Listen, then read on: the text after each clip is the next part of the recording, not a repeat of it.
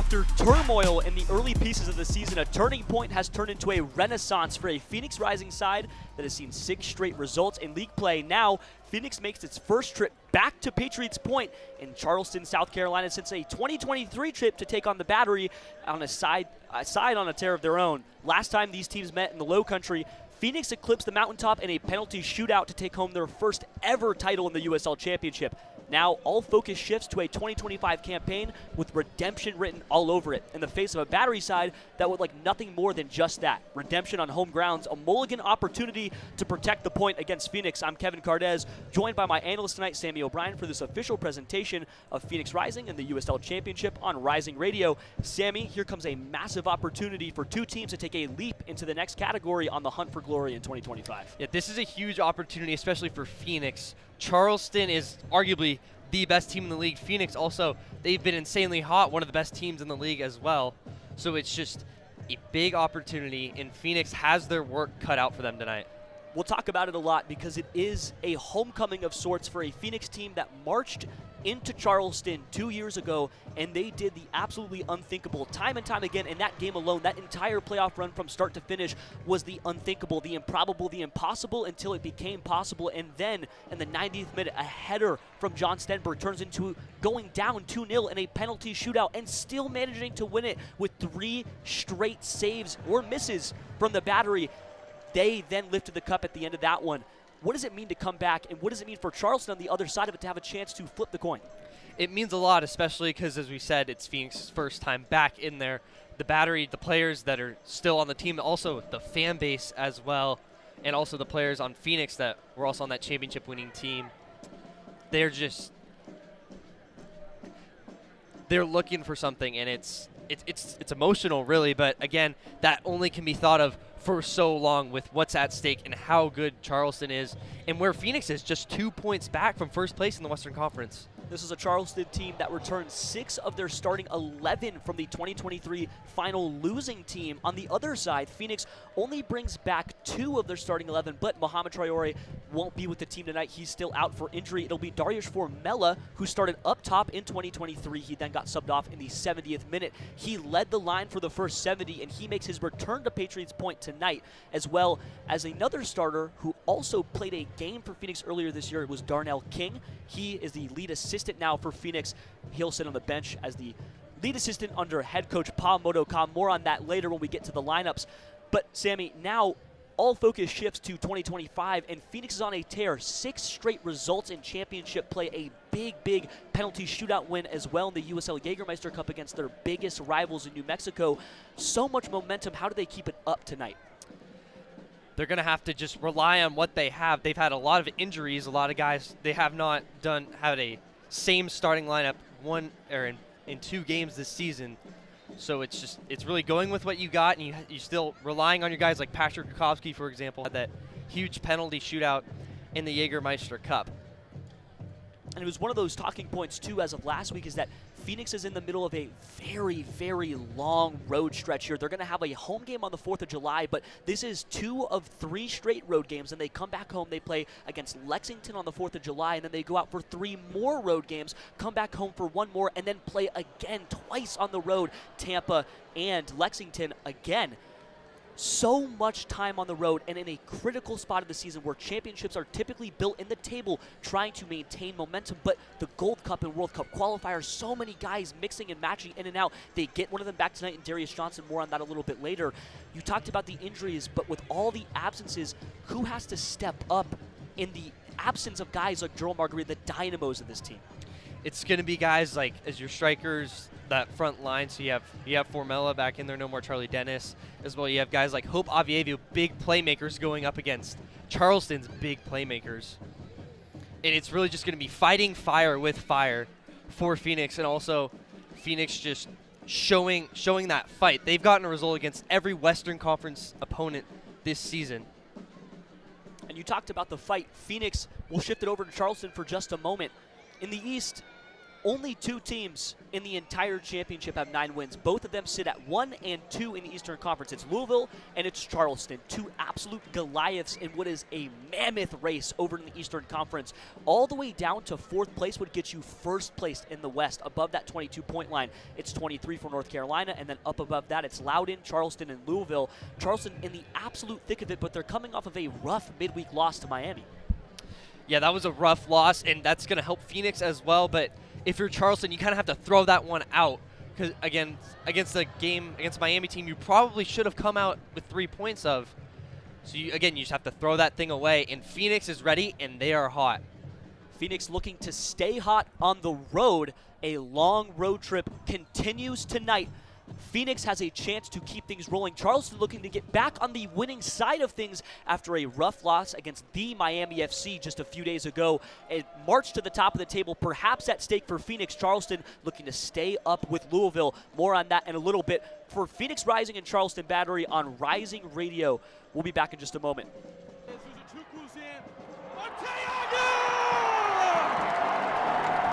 You're listening to Rising Radio, home of the 2023 USL champions. Bliss and a burst of red smoke. Phoenix Rising, our home. Welcome to 38th and Washington. Stick around for more as our broadcast continues.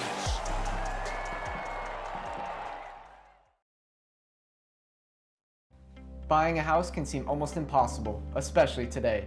But with the right agent in your corner, it makes the challenge seem effortless. Hi, I'm Connor Cochran with Good Oak Real Estate, your go-to agent in the Valley. Whether you're buying, selling, or investing, I'm here to guide you every step of the way. Because finding the perfect home shouldn't be stressful, it should be exciting. Call 480-688-3200 today. Again, that's 480-688-3200. Let's have the conversation. Hey Phoenix Rising fans, this is Discount Tire, your hometown tire retailer and trusted partner on the road for over 65 years. We know it can be overwhelming when buying tires, but we're here to help. Our online tire buying guide, Treadwell, makes finding the right tires simple. Just plug in your vehicle, location, and driving habits, and Treadwell will give you unbiased, personalized recommendations based on your needs, not based on price. Inviting, easy, and safe. Just how tire buying should be. Shop tires with Treadwell at discounttire.com. Let's get you taken care of. Join in on the Sports Zoo on your ride home from work with Dave Rooster Bierstein. Join Rooster as he lays down what's happening around sports and makes it clear what's on his mind. Oh my. Catch the day's craziest stories and some of the latest numbers from the sports books across the valley. The Sports Zoo with Dave Rooster Bierstein. Yeah, I think that's kind of a wild option. Weekdays 5 to 6 p.m. on KDUS AM 1060 and on the KDUS 1060 app. Coming up Monday on The Lunch Break, how did the Diamondbacks fare in their 3-game set against the Cincinnati Reds? Did they keep the good times rolling, or was it 1 step forward and 2 steps back? Plus, they've got the GM. They've got the coach. The summer of Durant is in full swing. What is the latest on the Suns and their plans with KD? All of it, Monday's edition of The Lunch Break, 11 to 1, right here on KDUS AM 1060. Attention all clones. The Jim Rome Show is here for you every day here on KDUS AM 1060. Lots to get done. Welcome to the program. Listen in as Rome dives into the biggest sports headlines of the day. From final scores, player contracts and trades, team prospects, and even a spicy take or two. The Jim Rome Show, 1 to 4 p.m. every weekday here on KDUS AM 1060. That's the trick. Online at KDUS1060.com and on the KDUS 1060 app. You let him try violin because you love him. And if you love him that much, love him enough to make sure he's buckled up and in the back seat. Find out more at nhtsa.gov/the-right-seat. Brought to you by the National Highway Traffic Safety Administration and the Ad Council. You're listening to the pregame warm-up on the Phoenix Rising Radio Network.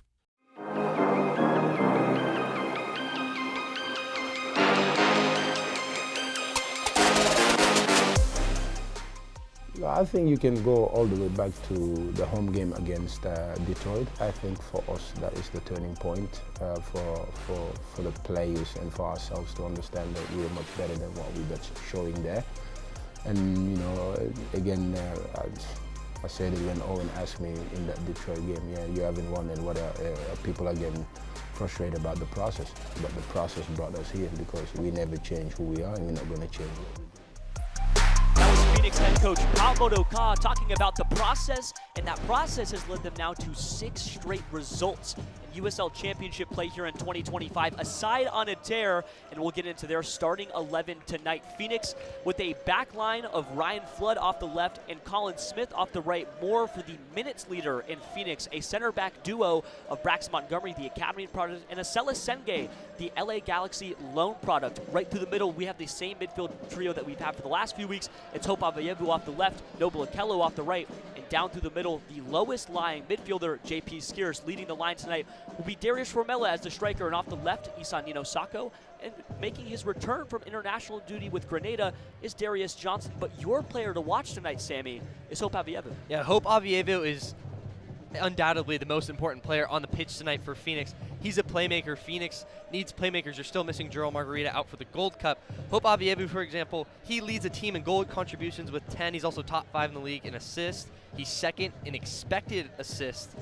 And he really is just, it's what you need in a game like this. When you talk about Hope Avayevu, we often forget to mention his counterpart that has done so much heavy lifting over the last couple weeks, a true renaissance in the middle of the year.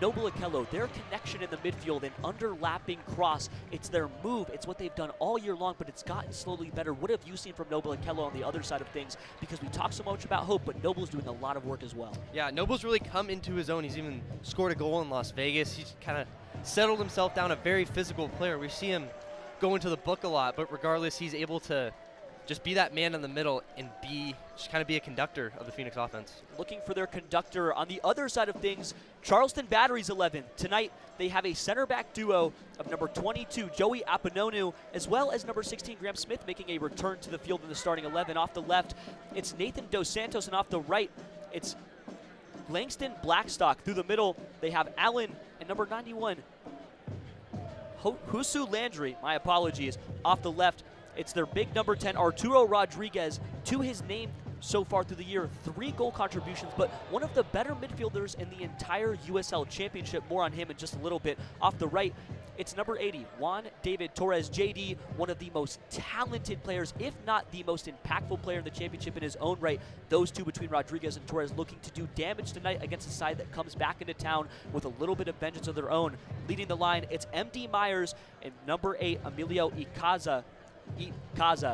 But your player to watch for Charleston, Sammy, is JD Torres. Yeah, JD Torres, he's not a playmaker, he's the playmaker, arguably one of the best players in the championship, as Charleston does have a lot of them on their roster. JD Torres, he leads the championship in shots at 41. That's 11 more than the second place guy, which is, funny enough, his teammate Cal Jennings. He also leads the league in chances created with 32. They're going to go through him a lot, and he's just dangerous guy when he has the ball. And Cal Jennings tonight will be off the bench for Charleston, but there's a lot to talk about for Cal. He has 11 goals, 2 assists. Those 13 goal contributions led to him leading the league in 2025 so far. Those 11 goals leading the entire championship. The Georgia product, he comes from Tampa Bay. Super sought after in the 2025 offseason. They look to get him pretty much everywhere across the board. He ends up landing with Charleston. For him tonight, probably a little bit of a talisman off the bench. Yeah, definitely will be more of a super sub. We'll probably see him play 30, 40 minutes coming in later on in the second half. And that's another thing that you have to kind of keep in the back of your head, especially for Phoenix, is they have guys like that. And also Aaron Malloy is going to come off the bench as well. Another superstar midfielder and another one of those conductors for Charleston. The bench for Charleston tonight, it's Garner, Segbers, Archer, Malloy, Ortiz, D. Rodriguez, Klein, Cal Jennings, and Conway. The bench for Phoenix on the other side of things, it's Emi Quayshow, backup goalkeeper Henry, Pierce Rizzo, Charlie Dennis, Jamison Ping, Zian Embers, the new man inside Phoenix. He'll look to get his 3rd bench appearance for the club so far, slowly but surely working his way back into the swing of things. And Cyrus Kowal, who made his first ever start for the club at 16 years old just a couple weeks ago, one of the youngest players in USL Championship history to debut in a starting 11. Sammy, Charleston is a bit of a mover. They're a flower. They've changed the way that they've played this year. They've gone from a 3-4-3, then they've sort of changed the look, and now they sort of toss out 2 number 9s.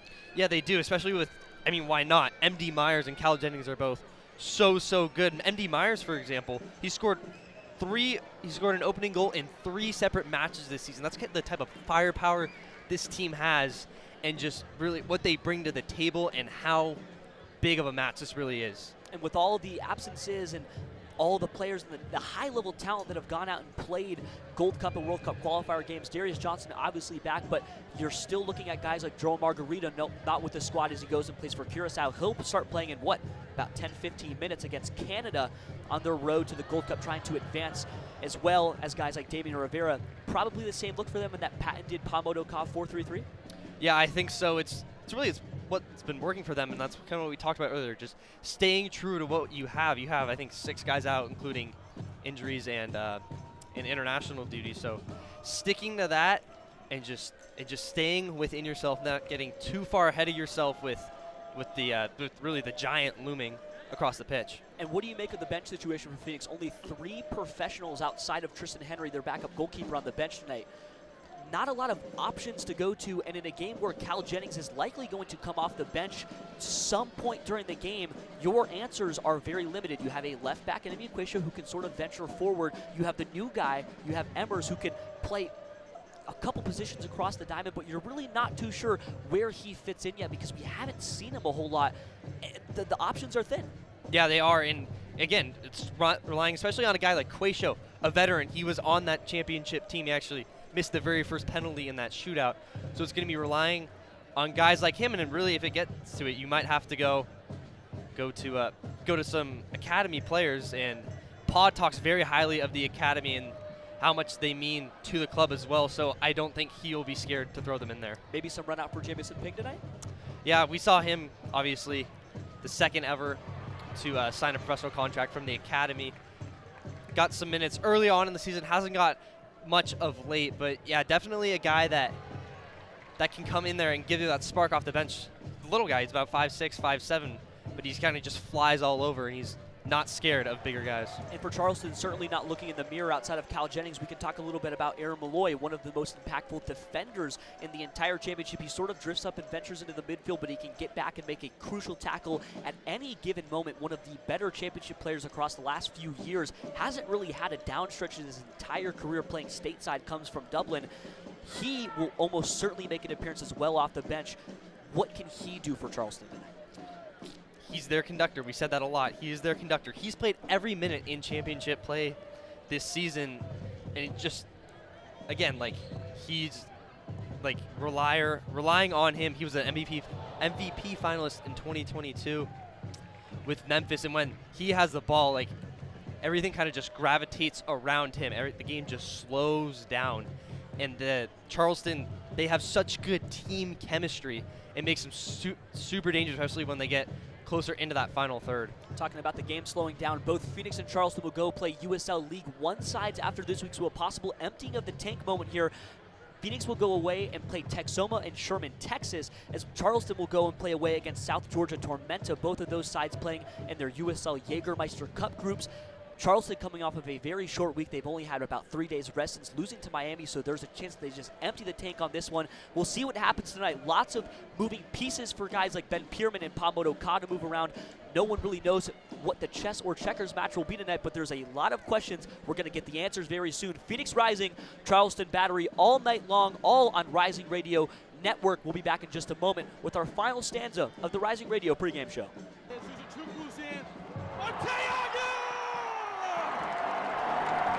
You're listening to Rising Radio, home of the 2023 USL Champions. Bliss and a burst of red smoke. Phoenix Rising, our home. Welcome to 38th and Washington. Stick around for more as our broadcast continues. Buying a house can seem almost impossible, especially today. But with the right agent in your corner, it makes the challenge seem effortless. Hi, I'm Connor Cochran with Good Oak Real Estate, your go-to agent in the Valley. Whether you're buying, selling, or investing, I'm here to guide you every step of the way. Because finding the perfect home shouldn't be stressful, it should be exciting. Call 480-688-3200 today. Again, that's 480-688-3200. Let's have the conversation. Hey, Phoenix Rising fans. This is Discount Tire, your hometown tire retailer and trusted partner on the road for over 65 years. We know it can be overwhelming when buying tires, but we're here to help. Our online tire buying guide, Treadwell, makes finding the right tires simple. Just plug in your vehicle, location, and driving habits, and Treadwell will give you unbiased, personalized recommendations based on your needs, not based on price. Inviting, easy, and safe. Just how tire buying should be. Shop tires with Treadwell at discounttire.com. Let's get you taken care of. Join in on the Sports Zoo on your ride home from work with Dave Rooster Bierstein. Join Rooster as he lays down what's happening around sports and makes it clear what's on his mind. Oh my. Catch the day's craziest stories and some of the latest numbers from the sports books across the valley. The Sports Zoo with Dave Rooster Bierstein. Yeah, I think that's kind of a wild option. Weekdays 5 to 6 p.m. on KDUS AM 1060 and on the KDUS 1060 app. Coming up Monday on the lunch break, how did the Diamondbacks fare in their 3-game set against the Cincinnati Reds? Did they keep the good times rolling, or was it 1 step forward and 2 steps back? Plus, they've got the GM. They've got the coach. The summer of Durant is in full swing. What is the latest on the Suns and their plans with KD? All of it, Monday's edition of the lunch break, 11 to 1, right here on KDUS AM 1060. The lunch break. The tough conversation that this team, I still think, has to have is what are they going to do with the front office? James Jones' contract is up at the end of June. I don't think we can live in a world where we just let that contract expire and then make a change. And I sit here today to tell you that while I agree with the decision that was made by the Phoenix Suns, it cannot stop there. The lunch break, heard from 11 to 1 here on KDUS AM 1060 and the KDUS AM 1060 app. Hey, hon, what you doing with your phone? Taking pictures? No, I'm asking it questions. Like what? Hey, Bobo, do flowers have best friends? I'm sorry. I'm afraid I don't know that. Hey, follow me. I want to show you something. Look, flowers do have best friends. Whoa. Some answers can only be found in nature. Discover the unsearchable. Visit discovertheforest.org to find a trail near you. Brought to you by the United States Forest Service and the Ad Council. Not completing high school is more of a social thing than it was an academic thing. Even though all these years have passed, I still had that longing to have my diploma. At age 30, Carissa finished her high school diploma. If you're even considering getting your high school diploma, you can do it. No one gets a diploma alone. If you're thinking of finishing your high school diploma, you have help. Find free adult education classes near you at finishyourdiploma.org. That's finishyourdiploma.org. Brought to you by the Dollar General Literacy Foundation and the Ad Council. You let him try violin because you love him. And if you love him that much, love him enough to make sure he's buckled up and in the back seat. Find out more at nhtsa.gov/the-right-seat. Brought to you by the National Highway Traffic Safety Administration and the Ad Council. How was your drive to school? Let me tell you, I had to get my iced coffee first. I just can't seem to put it down. My favorite rapper just announced a tour. My phone was buzzing like crazy. I'm so excited. I had to text all my friends right then to talk about it. Then, someone started calling me and... Let's try that again. I turned my phone off right away. I never drive distracted. Visit StopTextStopWrecks.org. A message brought to you by the National Highway Traffic Safety Administration, Project Yellow Light, and the Ad Council. You're listening to the pregame warm-up on the Phoenix Rising Radio Network.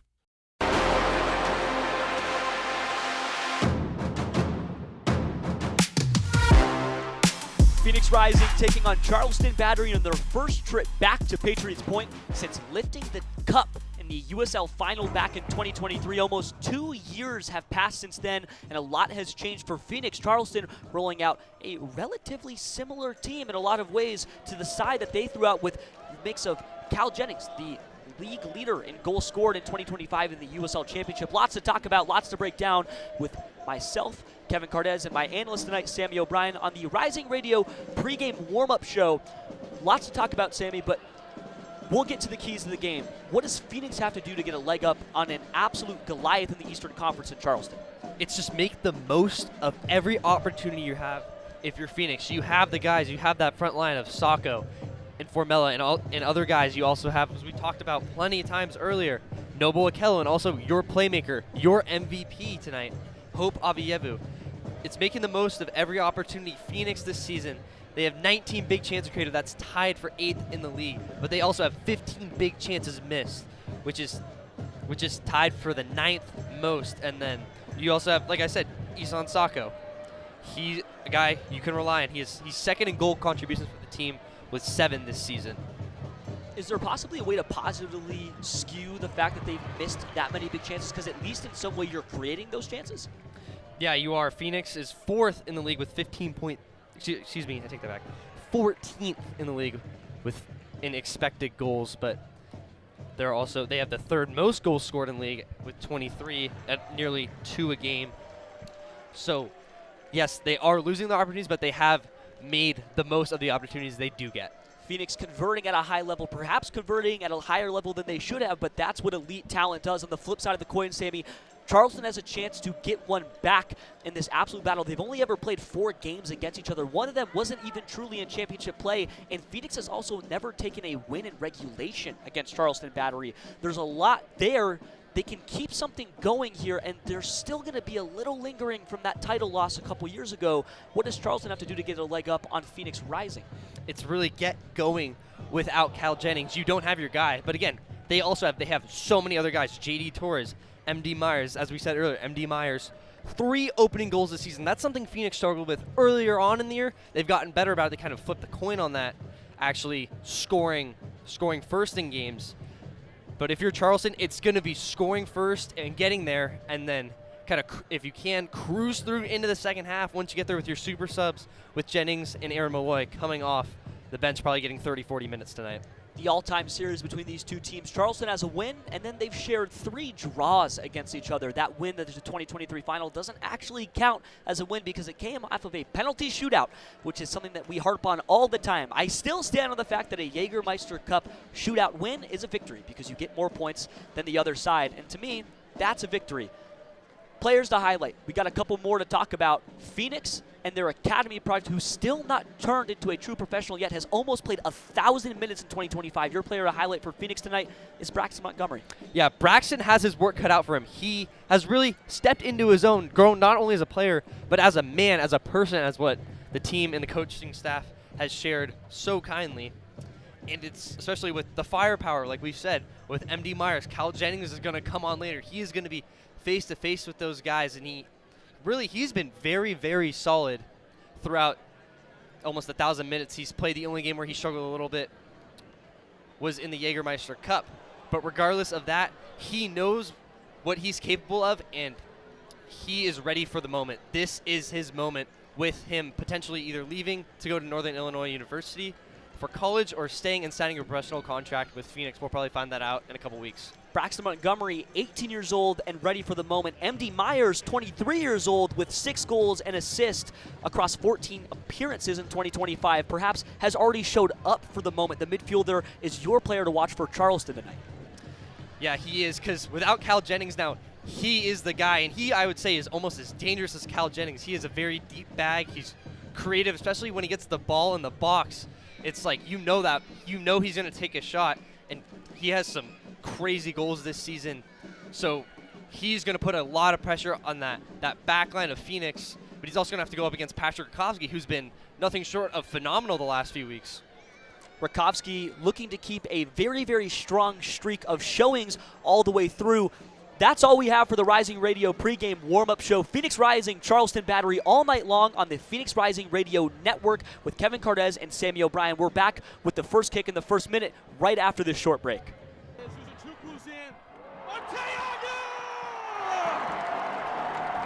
You're listening to Rising Radio, home of the 2023 USL champions. Bliss and a burst of red smoke. Phoenix Rising, our home. Welcome to 38th and Washington. Stick around for more as our broadcast continues. Buying a house can seem almost impossible, especially today. But with the right agent in your corner, it makes the challenge seem effortless. Hi, I'm Connor Cochran with Good Oak Real Estate, your go-to agent in the Valley. Whether you're buying, selling, or investing, I'm here to guide you every step of the way. Because finding the perfect home shouldn't be stressful, it should be exciting. Call 480-688-3200 today. Again, that's 480-688-3200. Let's have the conversation.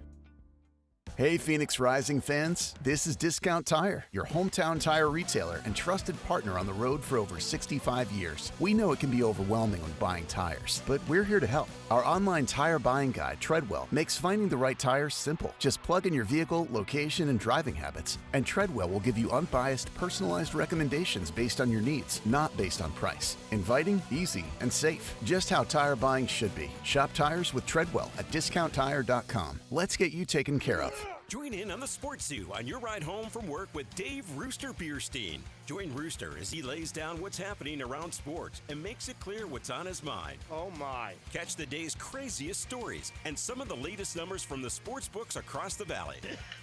The Sports Zoo with Dave Rooster Bierstein. Yeah, I think that's kind of a wild option. Weekdays 5 to 6 p.m. on KDUS AM 1060 and on the KDUS 1060 app. Coming up Monday on the lunch break, how did the Diamondbacks fare in their 3-game set against the Cincinnati Reds? Did they keep the good times rolling, or was it one step forward and 2 steps back? Plus, they've got the GM. They've got the coach. The summer of Durant is in full swing. What is the latest on the Suns and their plans with KD? All of it, Monday's edition of the lunch break, 11 to 1, right here on KDUS AM 1060. Attention all clones. The Jim Rome Show is here for you every day here on KDUS AM 1060. Lots to get done. Welcome to the program. Listen in as Rome dives into the biggest sports headlines of the day. From final scores, player contracts and trades, team prospects, and even a spicy take or two. The Jim Rome Show, 1 to 4 p.m. every weekday here on KDUS AM 1060. That's the trick. Online at KDUS1060.com and on the KDUS 1060 app. James Out West, your home for sports down here in the desert. Join James and Pat the Stat Guy as they recap the weekend and dive deep into the numbers for the NFL, NBA, college sports, and more. That's 5 seasons of 1,200 yards. Player stats, team numbers, and contracts are just the start of the discussion for James and Pat. He started 815 career games. He threw 749 complete games. There's no hiding when it comes to stats. It's James Out West every Monday night from 7 to 8 p.m. right here on KDUS AM 1060 and on the KDUS 1060 app. Hey, hon, what you doing with your phone? Taking pictures? No, I'm asking it questions. Like what? Hey, Bobo, do flowers have best friends? I'm sorry. I'm afraid I don't know that. Hey, follow me. I want to show you something. Look, flowers do have best friends. Whoa. Some answers can only be found in nature. Discover the unsearchable. Visit discovertheforest.org to find a trail near you. Brought to you by the United States Forest Service and the Ad Council. Not completing high school is more of a social thing than it was an academic thing. Even though all these years have passed, I still had that longing to have my diploma.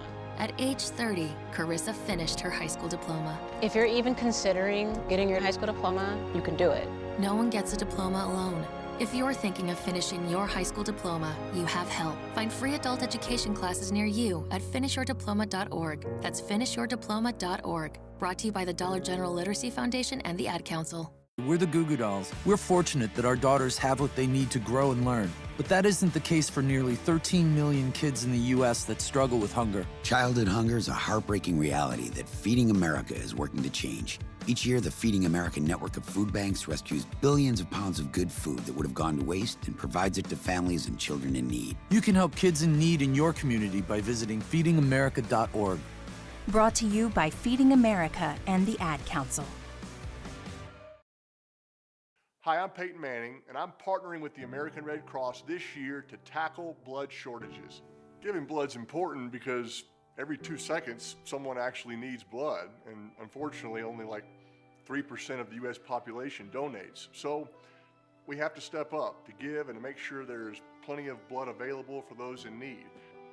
Visit redcrossblood.org to get in the game and make an appointment to give. Let's get into the action. Phoenix Rising Soccer, live now on the Phoenix Rising Radio Network.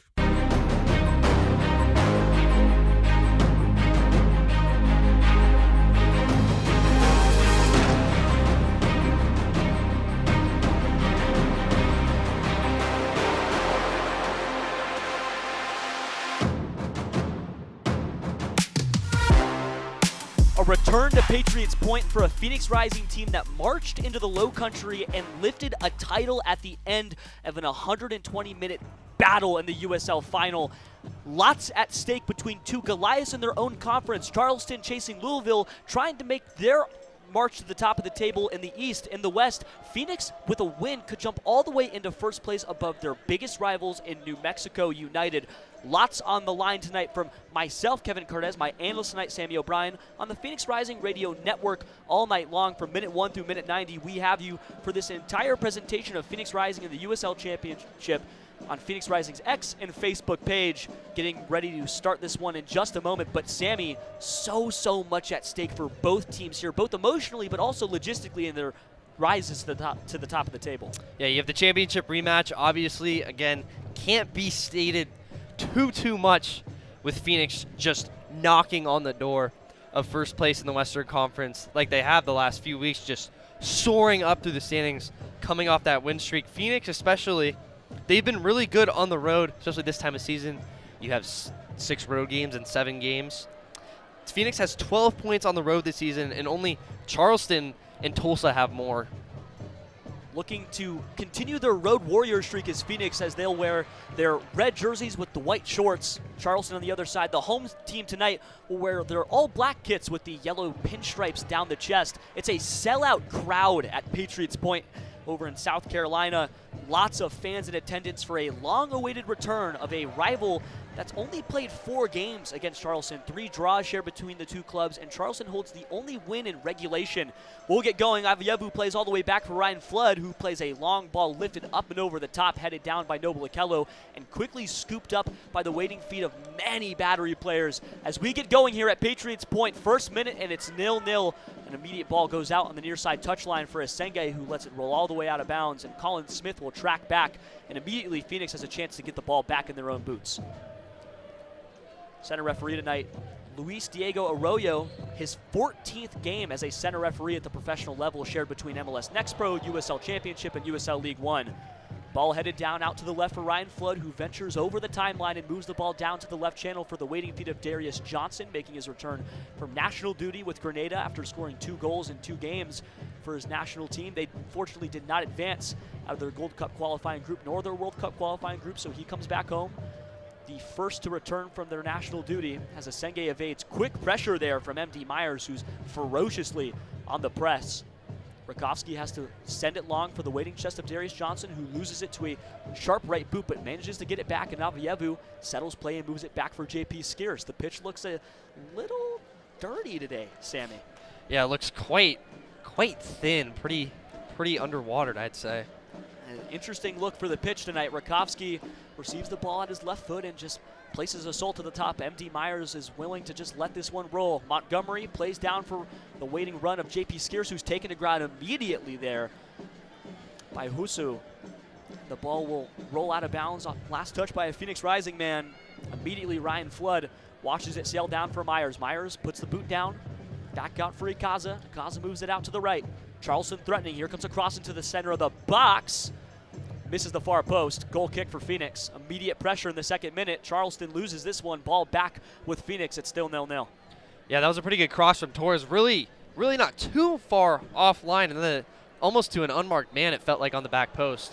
This one will be ruled as a corner, no longer a goal kick. Rakowski ushers his men together. It'll be Charleston to take on the near side corner flag. Ball goes down for number 10, Arturo Rodriguez, the midfielder, 26 years old, from San Luis Potosi, Mexico.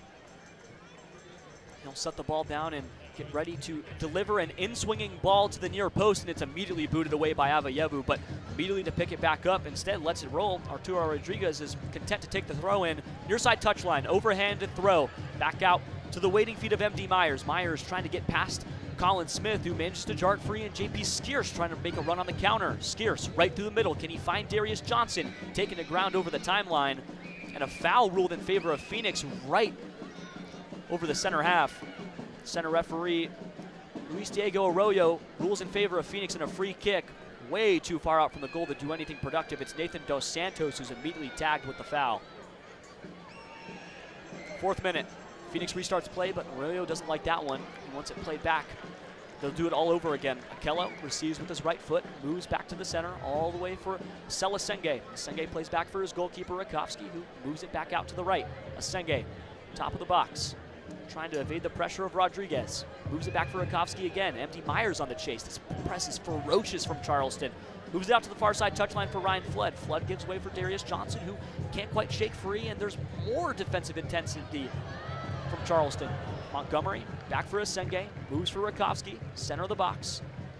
Back out for Braxton again. Braxton content to let this one roll. Akello looking to receive, he will. Back for Montgomery again. A quick in-swing ball, moves it back out to the far side touchline. Ryan Flood loses it again, almost goes out of bounds, but it's picked up there by Charleston. Far side touchline and possession rolls all the way back. Finally, maybe some settled time on the far right side for Apononu and Blackstock. Maybe a handball called instead. No, it's unintentional. Two hands in the air.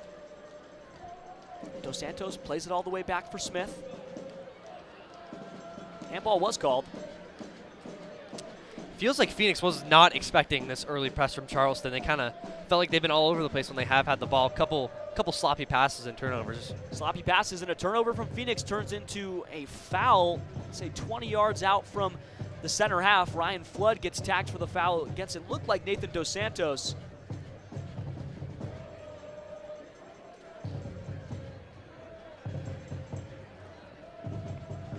Instead it was JD Torres. Ryan Flood came and clipped the back of his heel. Bright red cast adorning the forearm of Ryan Flood. That cast has been ever present since he's made his return to the pitch from injury, and it looks like JD Torres is still down on the ground there for Charleston, holding that left ankle.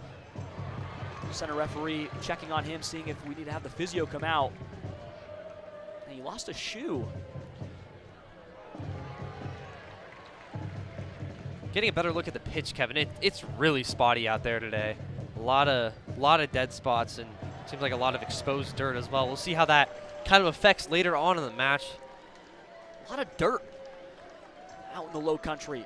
This sellout crowd privy to a spotty performance from the real grass. It's not a turf out there. 6 minutes, still 0-0. JD Torres will be the one to take this free kick, probably about 35 yards out from the mouth of the goal, positioned on the right half space. JD Torres places the ball down and will get ready to deliver a set piece with some attacking intent here. 8-man line, not a wall there for Phoenix, trying to tag everybody. Marking has been a bit of an issue. Here comes the ball, swung into the center of the box, and it's headed down by Ryan Flood, moved immediately away to the left-hand side. Here comes Darius Johnson venturing forward, tries to move the ball for the waiting run of Aveyevu, who can't quite get there, immediately pushed away. All the way back for the waiting feet of the goalkeeper for Charleston tonight. It's Luis Zamudio, the 26-year-old from Las Vegas, Nevada, has 12 starts so far on only 2 clean sheets, but his 72.7 save percentage, one of the better marks in the entire championship. Now Phoenix trying to get their own press going. Blackstock can't quite find any room, and now they'll start to move backwards. Zamudio lays all the way back out there for Nathan Dos Santos, who finally breaks one of the lines, finds the waiting feet of Arturo Rodriguez into the center half. Here comes Charleston, moving up and over the timeline. 7th minute, still 0-0. All the way out over to the right. Husu tries to break a line. Can he find the waiting feet? And it's a goal! MD Myers finds the back of the net in just 8 minutes, and it's lazy play from Phoenix that allows a very lazy goal to hit the back of the net. It's immediately 1-0 Charleston, and everybody caught on the back foot. Phoenix is in shock, and in the 8th minute, a little bit of magic from Charleston. It was JD Torres who sparked that one, Sammy. Yeah, JD Torres doing what he's done all year long, finds none other than MD Myers. We said his name about 1 million times in the pregame and about how good he is on opening goals. That's his 4th opening goal this season. He had one last week against Hartford as well, and just happened exactly what Phoenix needed to not happen, conceding very early on. MD Myers finds his 8th goal in championship play in 2025. And it's a big one, just 8 minutes through, and immediately Charleston has a stronghold on this game. It'll be Darius Formella, the number 9 tonight for Phoenix, who will restart play.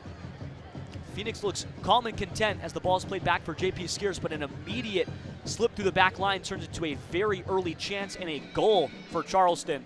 Sacco loses the ball on the near side touchline, played back for Allen, and now they'll move it all the way to the back line. Dos Santos plays to the middle. Apononu back for Zamudio on the far side touchline. No real pressure from Phoenix. Charleston's just allowed to work.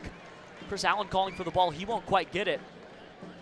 Husu, far side touchline, back for Blackstock. Darius Johnson now initiating a little bit of the press, and Formella starts to chase as well. Sacco moving out and over to the right, but Zamudio content to move it left to right, just shuttling the ball between half spaces. A long ball up and over the top, trying to find anybody. Headed down by Asenge.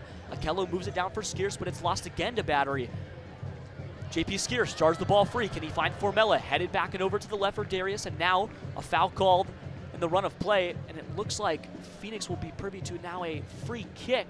I'd say 25, 26 yards away from the mouth of the net. Yeah, Kevin, Phoenix have failed to win any of their last 6 matches when they conceded first in championship play. The last time they were able to do so was all the way back on the 10th of October in 2024 against their rivals New Mexico United. Well, they'll have to figure out a way to do it here if they want to get any points. Charleston up 1-0 here on the 10th. Avayevu and Ryan Flood, the near men, one of them will take the ball. Ryan Flood has had his moments and has taken a few set pieces so far in 2025. They like his left foot. They think it's a rocket, and it really is. The ball just explodes off of his left foot. Avayevu, though, has been the magic man for Phoenix as he stands to the left of the ball. Ryan Flood stands to the right as they motion everybody out and over to the left side of the box. Nowhere near the penalty area, but inside the attacking area. It's hope to take. He plays it out to the right for Sacco. Sacco trying to find a cross into the box. He dances, moves it out, but it's immediately booted away by Rodriguez. Can he find Sacco? Sacco loses the ball. Formella tried to play him. Now Charleston has a chance to counter. Rodriguez plays it out for Dos Santos and JD Torres. JD booted down there. Sacco manages to get it back. Can Akello find Sacco? And Akello loses it again. It's back with Charleston, out to the far side touchline. 11th minute, still 1-0 Charleston. Venturing out forward, Charleston trying to get a little something going. Husu moves it back into his own half. And now Charleston will do a little bit of sitting. Graham Smith moves it up and over for MD Myers. Myers has another free run. Can Asenge jar it free? Yes, he can. JP Skierce picks up the loose ball. Asenge moves it out for Smith, who ventures over to the right, but then puts a sole on top of the ball to stop it. Asenge plays through the middle. Skierce, Akello, 5 yards out from the top of the box. Montgomery, a little fancy footwork. Rakowski has to move it long. He finds the waiting foot of Ryan Flood. With a little attacking space, he won't take it. And now Avayevu, right side half space, pushed to ground there, and immediately a foul called there for the Battery. 12th minute, still 1-0 Charleston. These next 15 minutes are going to be huge, Kevin. Phoenix, they really have to find something. They've been sloppy everywhere on both sides of the ball so far. And so they had that free kick a couple minutes ago. It's opportunities like those where you absolutely have to capitalize because Charleston really isn't letting up too much of the pressure. You're going to have to make the most of those moments. Another lost ball. JD Torres, top of the box. Misses the near post. Rakowski dove, but he didn't need to touch it. Now will be moved out there for a goal kick. Phoenix escapes another chance there. JD Torres knocking on the door. He's already added another assist to his total. Can he do anything else tonight in terms of goal contributions? He's trying to be a little louder. He just drifted to the top of the box, Sammy. Yeah, just another dangerous setup there. Phoenix turning the ball over in their own half and just giving Charleston the opportunities they don't have, especially a guy like JD Torres, who led the team in assists last year, already had that assist today. Just the last guy you want with the ball at this moment. Ryan Flood instead took the goal kick. Rakowski moved it out to him, and they punted the ball all the way down the pitch, but they lost it. And Apononu cleared it up. Apononu played it all the way back for his goalkeeper, Zamudio. And they'll play long again. Ball up and over the top for absolutely no one. Asenge will track this one down. Left half space. 13th minute, 1-0. Charleston still in command. Now on the road for Phoenix and Patriots Point in front of a sellout crowd. Charleston would love to get just the second win in this all-time series and just the 5th all-time meeting between these two clubs. Feels like all they know is how to draw. Maybe somebody will figure out how to win tonight. Colin Smith moves it down with his right foot, finds the waiting feet of Sacco. Booted out there Dos Santos, the near man. Sacco still wins the ball. It's a thrown on the near side for Colin Smith. Yeah, Charleston's really kind of keeping the pressure on Phoenix. They laid off there for a minute, but then Phoenix was taking their time in their own half, and the next thing you know, boom, Charleston had 3 guys on the ball. Charleston again with what felt like 3 guys on the ball, but the ball rolls out of bounds off of another battery player. Phoenix has another throw in on the near side touchline. This time, advanced over the half line, Colin Smith to take again. Usually the man who's going to throw it for Phoenix. They like him on these opportunities to create a small chance. A waiting boot for Formella goes wide, but Sacco jars it free. Noble Okello, and it's a foul. Chris Allen pushed to ground there by Sacco and crew, and a foul turns into a free kick in the defensive half there for Charleston. A quick restart from Dos Santos moves it over to the right for Smith. Smith slowly venturing forward. Avievu trying to usher his line forward. Darius Johnson finally gets the memo, but it's a little too late. Blackstock, far side touchline, jarred away by Darius Johnson, but it's ruled as a throw-in for Charleston. Still 1-0 in the 15th. Phoenix really has not made any really good use of their opportunities with the ball so far. Really hasn't even gotten a bit of that momentum back, it feels like. Apononu breaks a line and finds Rodriguez. Another foul as Colin Smith ripped through the legs of Rodriguez. He went to ground. Colin Smith picks up the early foul there. Yellow card stays in the pocket. No caution so far through 15. A quick restart from Apononu over to Smith, who moves it to the far side touchline there for Blackstock. And now Charleston content to play left to right again. This metronomic play, something that they'll do just to sit on the time. With 75 minutes to go, there's more than enough. Long ball over the top, intercepted by Asenge. Asenge plays down for Skierce, who moves it all the way back for Smith. Now, the right side half space has to move and drift back into their own defensive half. Montgomery shifts out left. One touch off the right foot and takes his attacking space. Breaks the half. Darius Johnson plays back again. Johnson back for Montgomery. Okello breaks a line. Formella trying to find a run. Snuffed out again. And Noble Okello pushes Rodriguez to ground, and a yellow comes out of the pocket for Noble.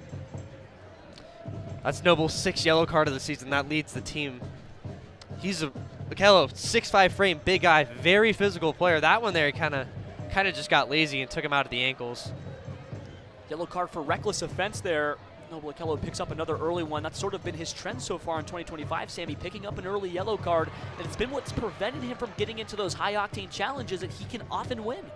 Yeah, again, his size, using it to his advantage, but then it also gets used to his disadvantage as well, finding himself in the booking pretty often. Noble Okello, the 24-year-old from Toronto, stands at 6'5". Usually the tallest player on the pitch, no matter the opponent. It's rare where somebody's bigger than him. Ryan Flood, throw in on the far side.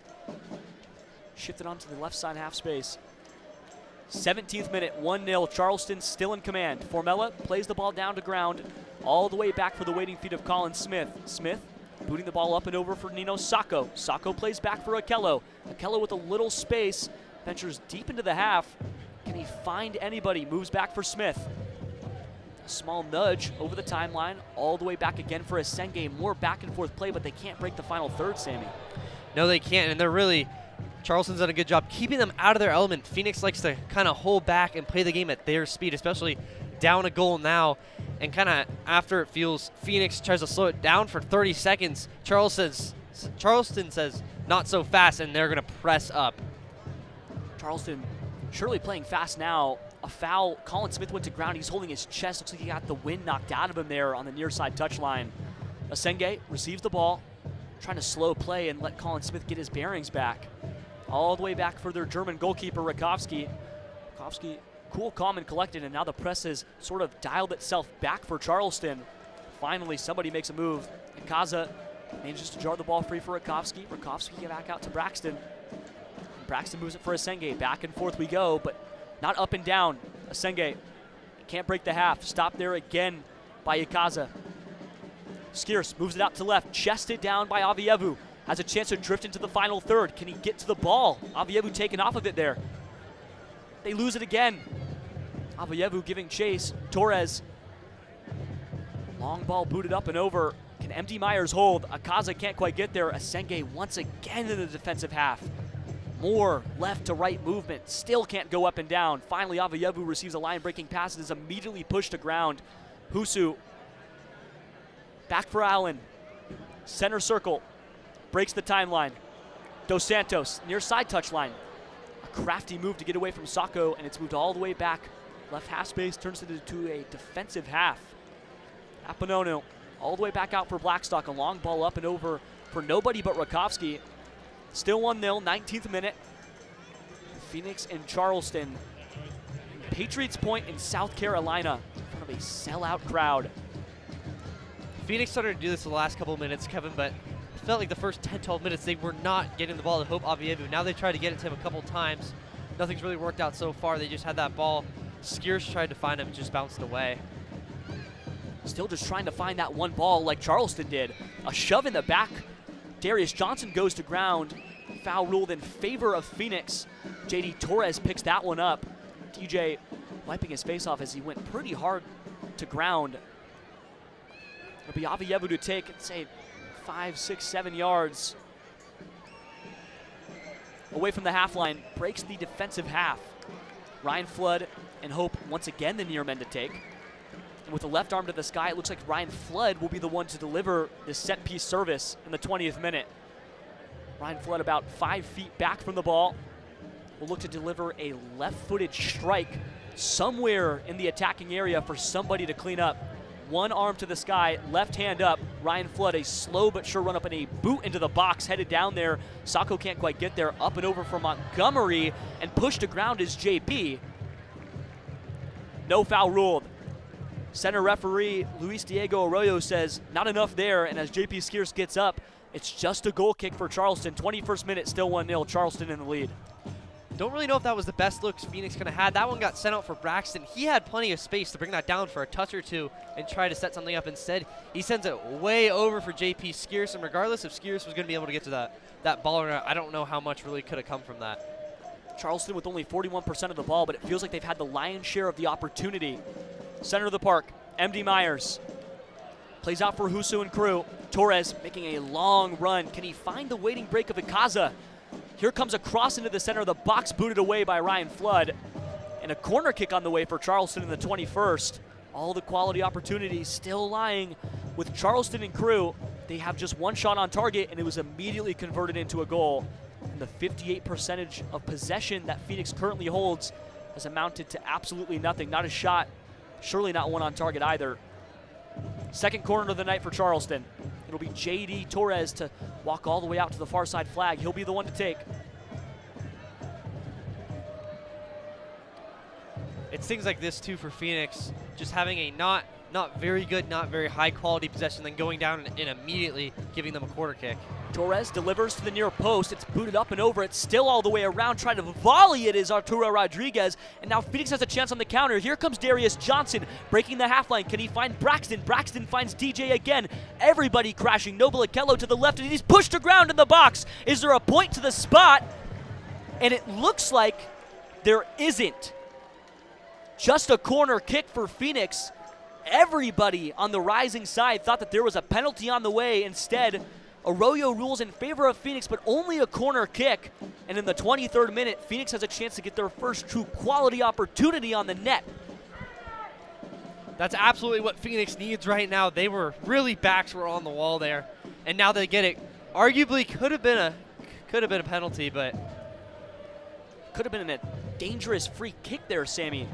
In an attacking area for Phoenix. Instead, it turns into a corner kick, and Ryan Flood will walk out and over to the right to deliver a left-footed ball into the center of the box. If he can find anybody, it would be a massive moment. 23rd minute, Charleston in the lead by 1.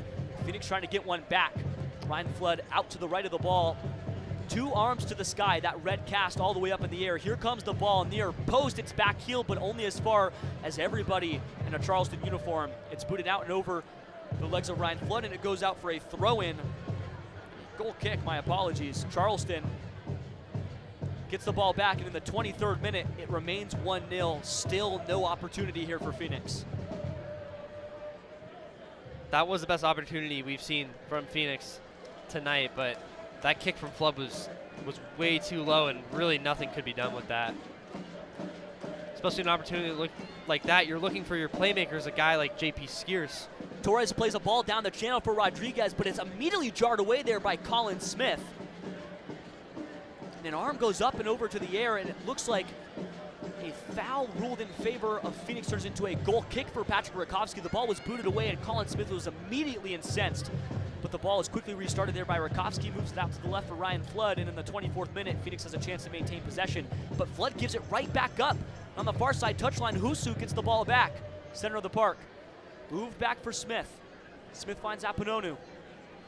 More settled possession for Charleston. Patriots Point is getting a little rowdier by the moment.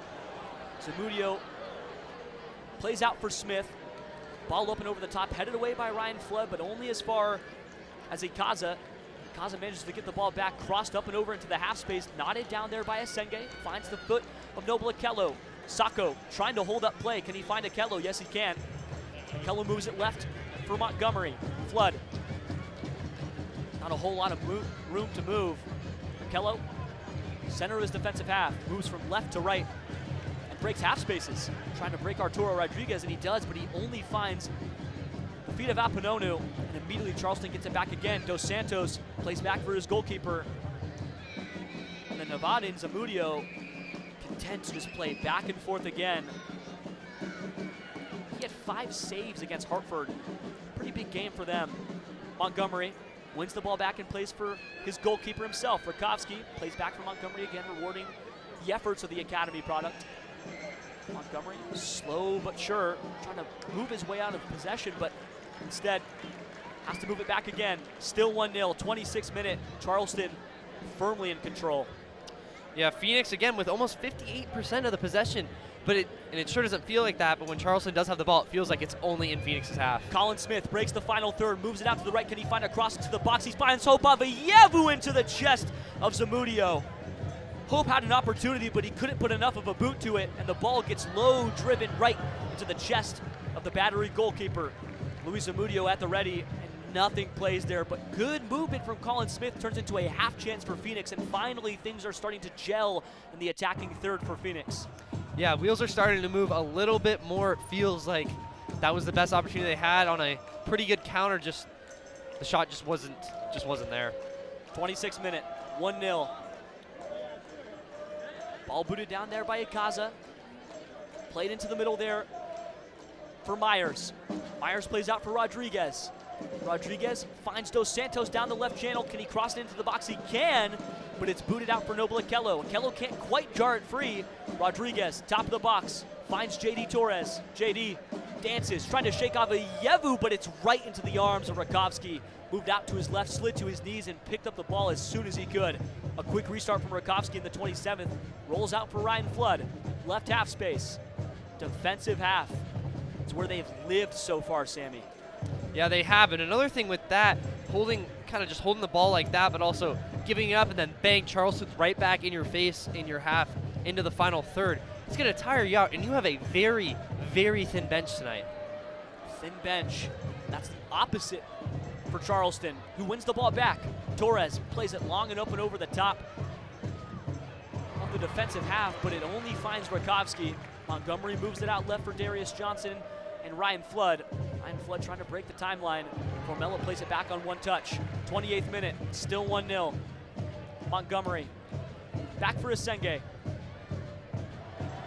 Asenge plays for Smith.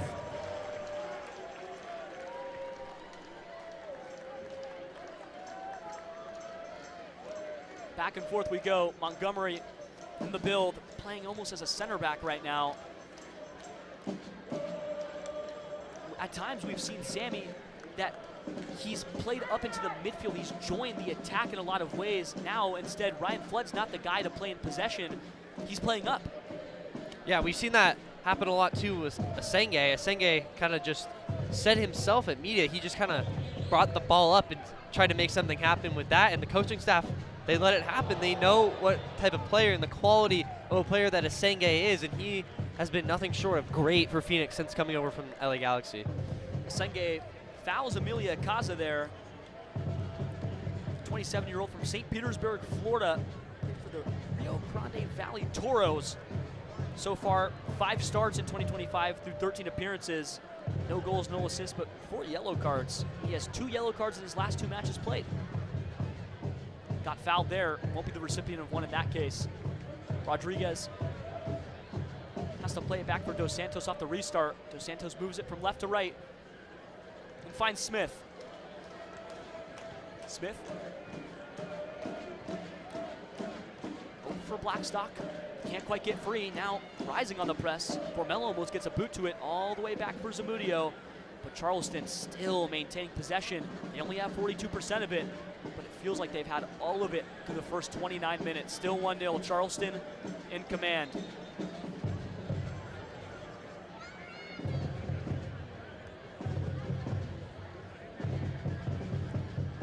Chris Allen, some held up play, an advantage for Charleston.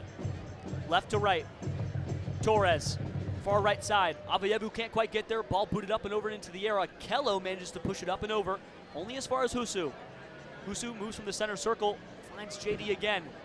JD moves it right to left. Long ball up and over for the waiting feet of Ikaza. Ikaza with Sacco. Sacco can't get there. Husu, top of the box. Can he find the run? Yes, he can. Myers into the box. Easy work there for Rakovsky.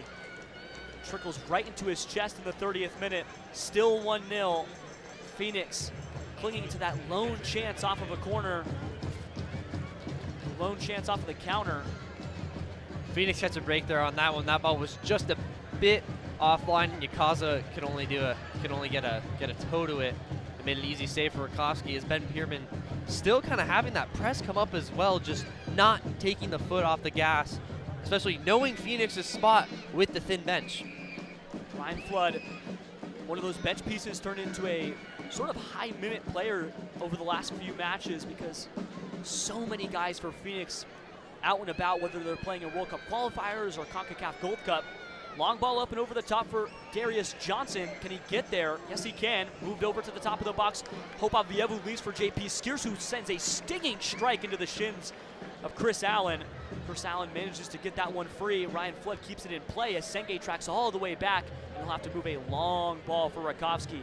Now more pressure from Charleston, but the ball played right back over to the top of the box. And Senge. Senge for Noble Okello. 31st minute. Phoenix trying to find an answer. Headed down by Charleston. Now on the near side, it's Arturo Rodriguez. Back for Allen. Moves it across the center circle. And more possession for Charleston, Sammy. Yeah, more possession. A lot of wasted possessions for Phoenix, Kevin. They've tried that long ball a couple times, and it really has not worked out in their favor at all. Every time there's a long ball, it seems to find the feet, the chest, of the head, anything in the All Black. Sacco fouled,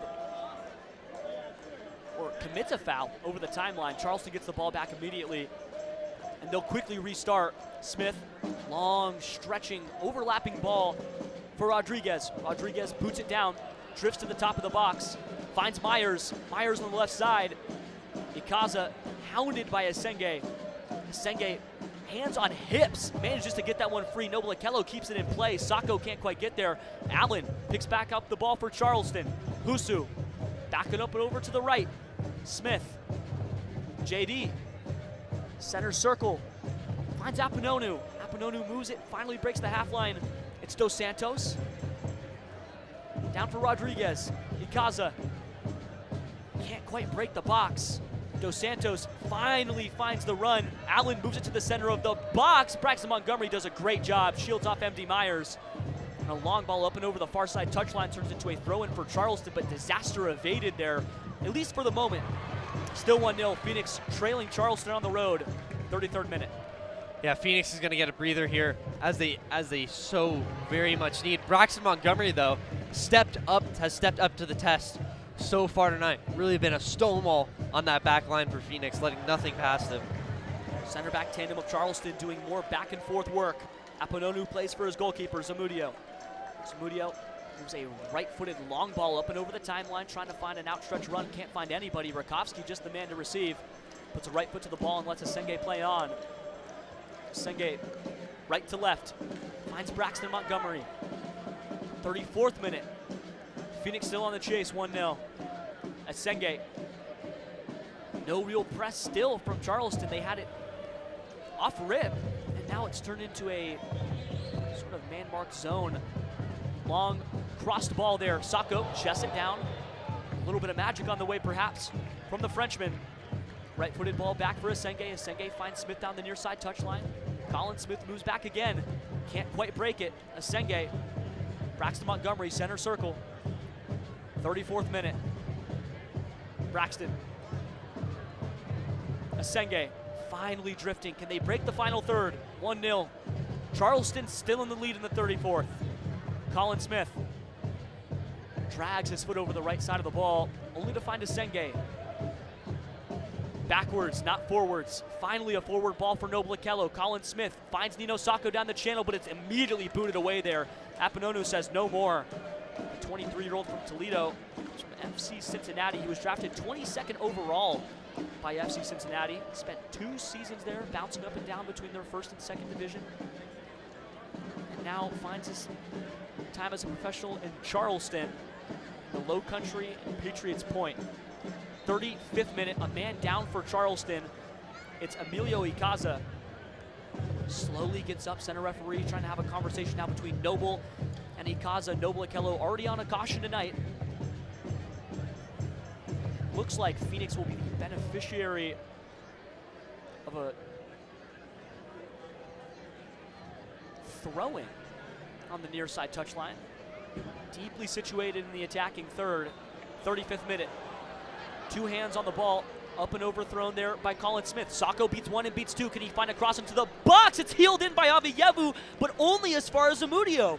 Zamudio at the right place in the right time. Sacco, a brilliant delivery. Avievu can't get enough of a back heel on it. And it stays 1-0. 36th minute. Charleston still in the lead. Phoenix knocking, but not enough. Great work by Isan Sacco there. Great. He had Dos Santos, he had 2 guys on him grabbing his jersey, but now the question is, can Phoenix build off of that? Can they string something? They haven't been able to do that. They get 1, and then it's, hey, Charleston, have the ball for the next 10 minutes. They have 10 minutes left in this half here. Can they string something together and show a little bit more life? Trying to string something together. 36th minute. Charleston in front by a goal. Throw in for Phoenix deep in their defensive third.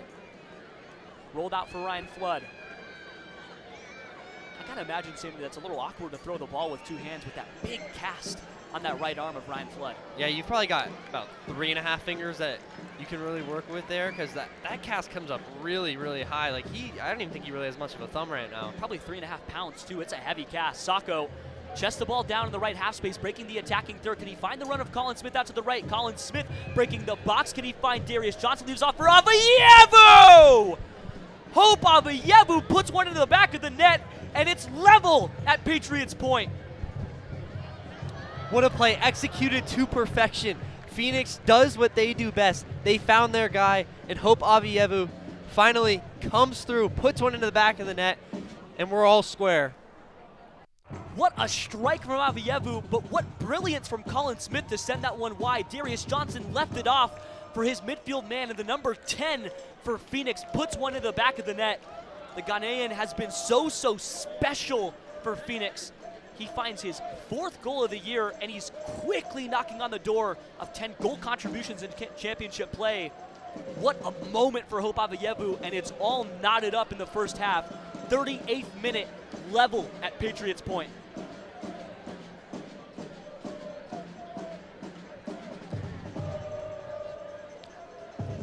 Hope Avievu really stepping up, especially in the absence of Gerald Margarita, and when those two are together, they are amazing. Rodriguez quickly trying to get an answer and trying to break the box, but it's a dangerous, what looked to be foul there from Colin Smith on Arturo Rodriguez. I'd say a yard to the left of the box. In the 38th minute, Phoenix might let this one get all the way back up. Colin Smith, a dangerous foul on the right corner of the box. Rakowski flashes 2 fingers out to his side. He's wearing the captain's armband tonight, as he has for the last few matches. A lot of the captaincies that we've seen for Phoenix have been either out for injury like Pat Marboy, or out for international duty like Carl Fred Saint, and even Joel Margarita at times. It'll be JD Torres to take. Right on the edge of the box, can he serve it in? It's a curler up and over the crossbar. Rakowski watches that one go. 39th minute, still level 1-1 on the road. Patriots point, shocked after what they just saw. And a curler goes up and over the woodwork. Phoenix takes a deep breath. Yeah, Phoenix is really just going to be about survival for these next 7 minutes whenever we get of stoppage time. They have it all level, but they still don't have everything together. They strung together those 2 good chances, one turned into the goal. But then right there, they had a dangerous, dangerous free kick with a guy like JD Torres who really could have, he took a shot on goal there. A long ball valiantly headed down, but Hope Avayevu's there to break it on the top of the box. Colin Smith down the right side channel. It hits the shin there of Husu, but it's still drifting up free up on top of the box. Noble Akelu wins the race to the ball. Top of the box left side. Darius Johnson, DJ, can he dance free? Almost jarred to the ground. Noble Akelu sends a boot to the ball, and it goes up and over into the stands. 39th minute, still level.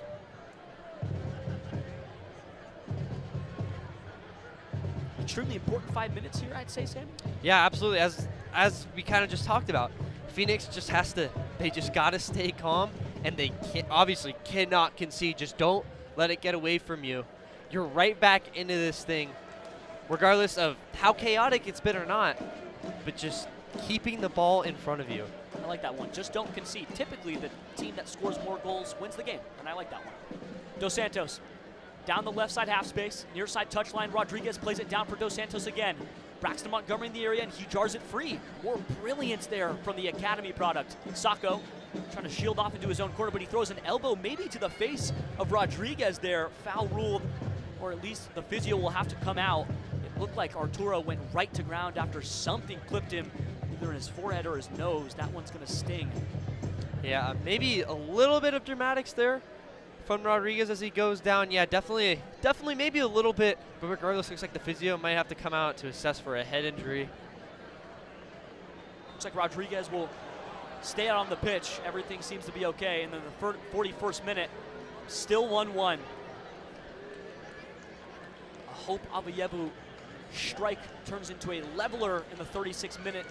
Off service from Colin Smith to rival the MD Myers 8th minute opening goal.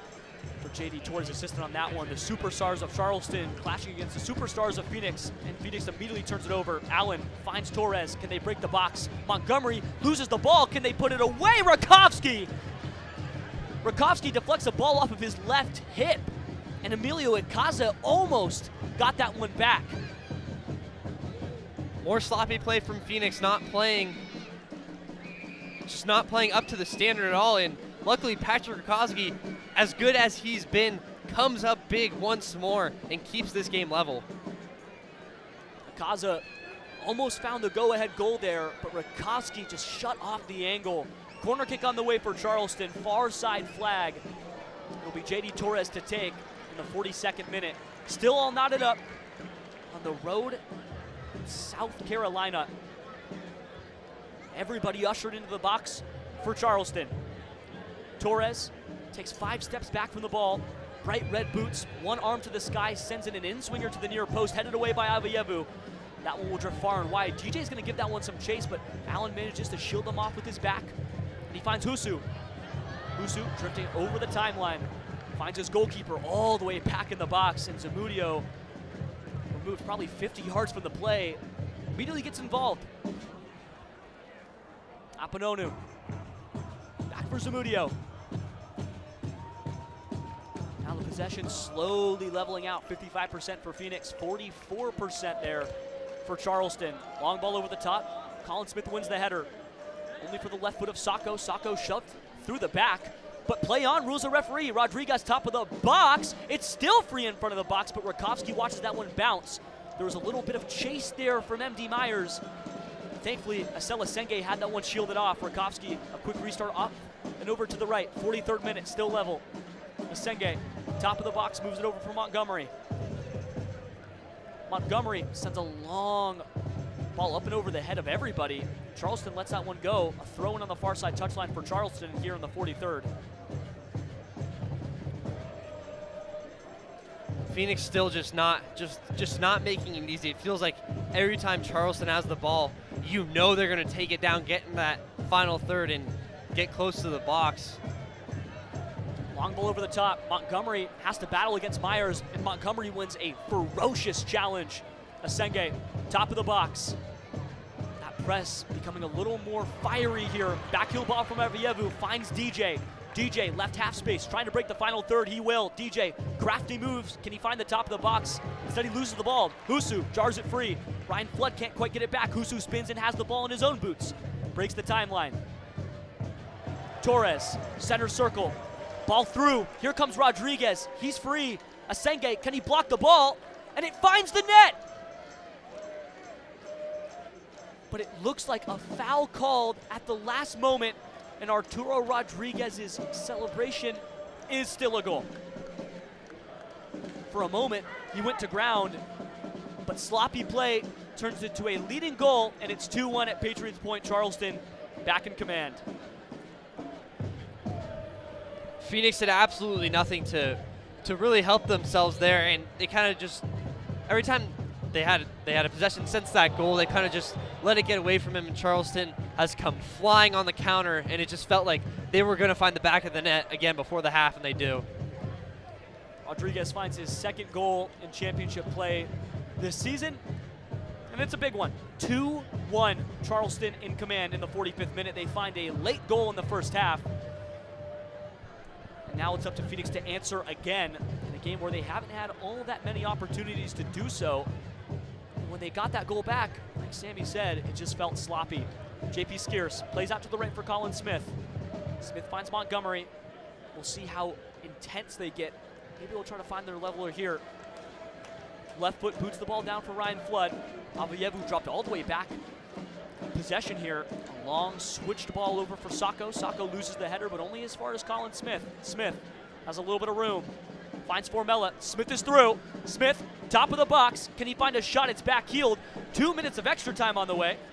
And the ball just goes over to Zamudio. Colin Smith lost the ball in the box, and Zamudio puts two hands to it. In the 46th minute, we'll only play 2 more here in the first half. Charleston in the lead, 2-1. Long ball over the touchline, almost lost out of bounds, kept in by JD. Played back.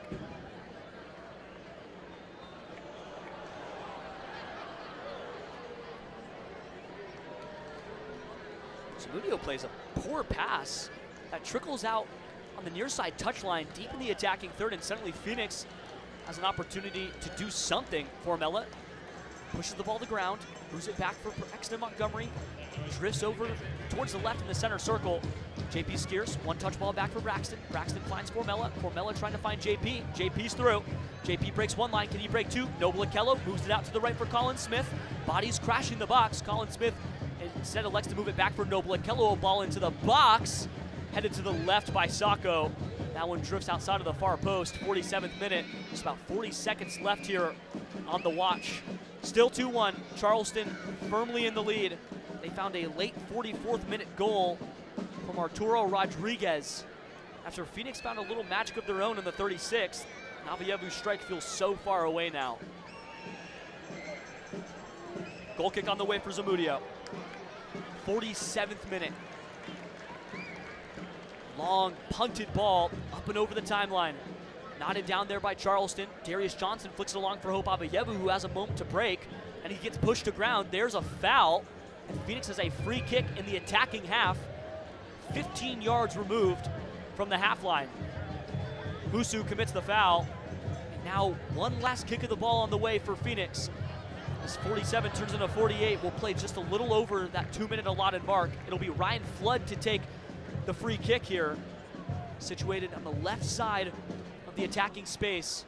Say 10, 12 yards away from that center circle, 15 yards away from the half line. That red cast on the right arm. Everybody ushered forward besides Colin Smith and Braxton Montgomery. Avievu drifts a little out right. Ball on the way from Ryan Flood, headed out and away by Charleston. It's kept alive by Noble and headed out. It's a goal kick for Charleston. JP Skeers lost that one in the air to Nathan Dos Santos. And that'll do it. 2 whistles blow.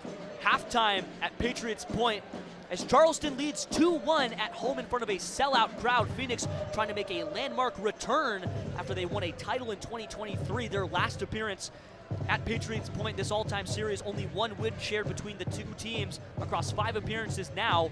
1 win goes to Charleston, 3 draws shared, but right now, on the front foot, Sammy, it's 2 goals for Charleston, and some late mishaps for Phoenix turned it into a lost tie. Yeah, it's been sloppy. All 45 from Phoenix. Kind of felt the same way. They never were really able to come into their own. But credit to Charleston for that, for knowing that and not letting Phoenix play their brand of football. And Charleston has been kind of cruising in the driver's seat. Feels like every time they've had the ball, it's been in Phoenix's half. They've always been knocking on the door, and for that good reason, they have 2 goals. Charleston in the driver's seat. Phoenix Rising trying to get their way back into this one. We'll break all this down in the Rising Radio halftime show coming up right after this quick break on the Rising Radio X and Facebook pages. We'll be back in just a moment.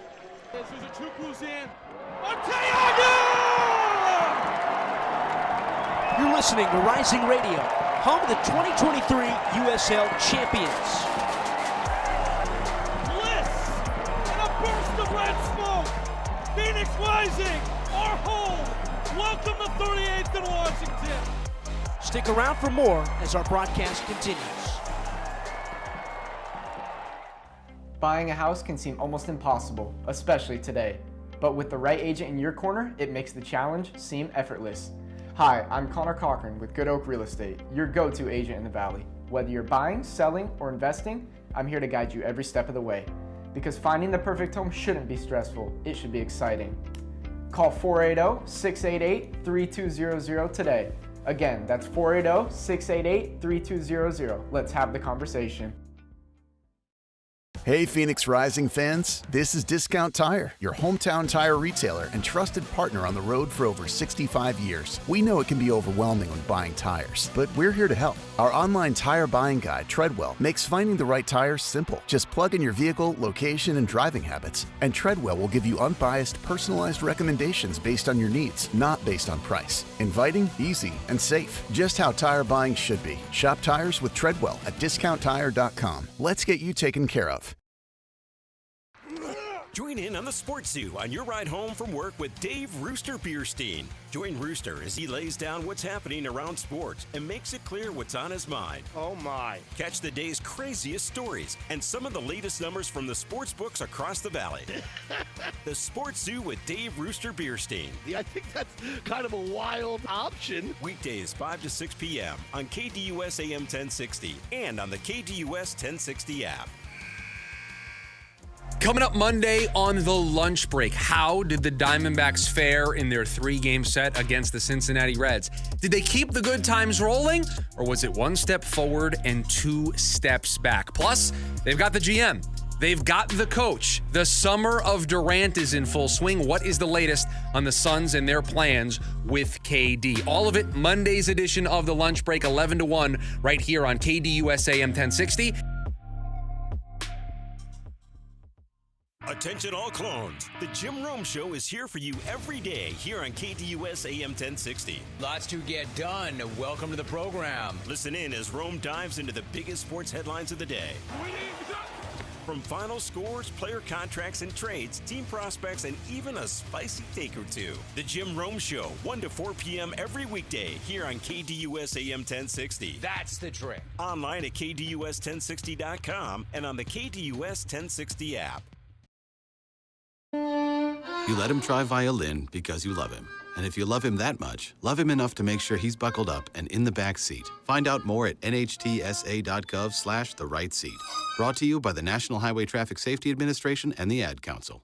The lunch break. The tough conversation that this team, I still think, has to have is what are they going to do with the front office? James Jones's contract is up at the end of June. I don't think we can live in a world where we just let that contract expire and then make a change. And I sit here today to tell you that while I agree with the decision that was made by the Phoenix Suns, it cannot stop there. The lunch break. Heard from 11 to 1 here on KDUS AM 1060 and the KDUS AM 1060 app. Now we go back to the field to break down the first half action with the Rising Radio Halftime Report on the Phoenix Rising Radio Network.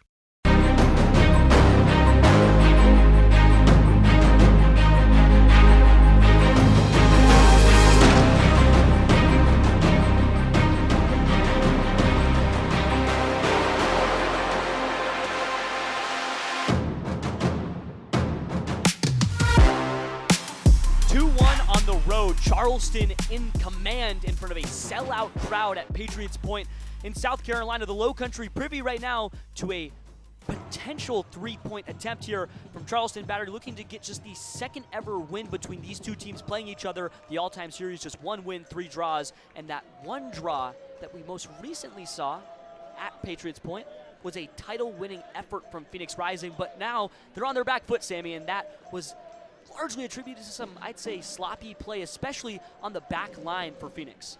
Yeah, Phoenix's back line has not been at their best.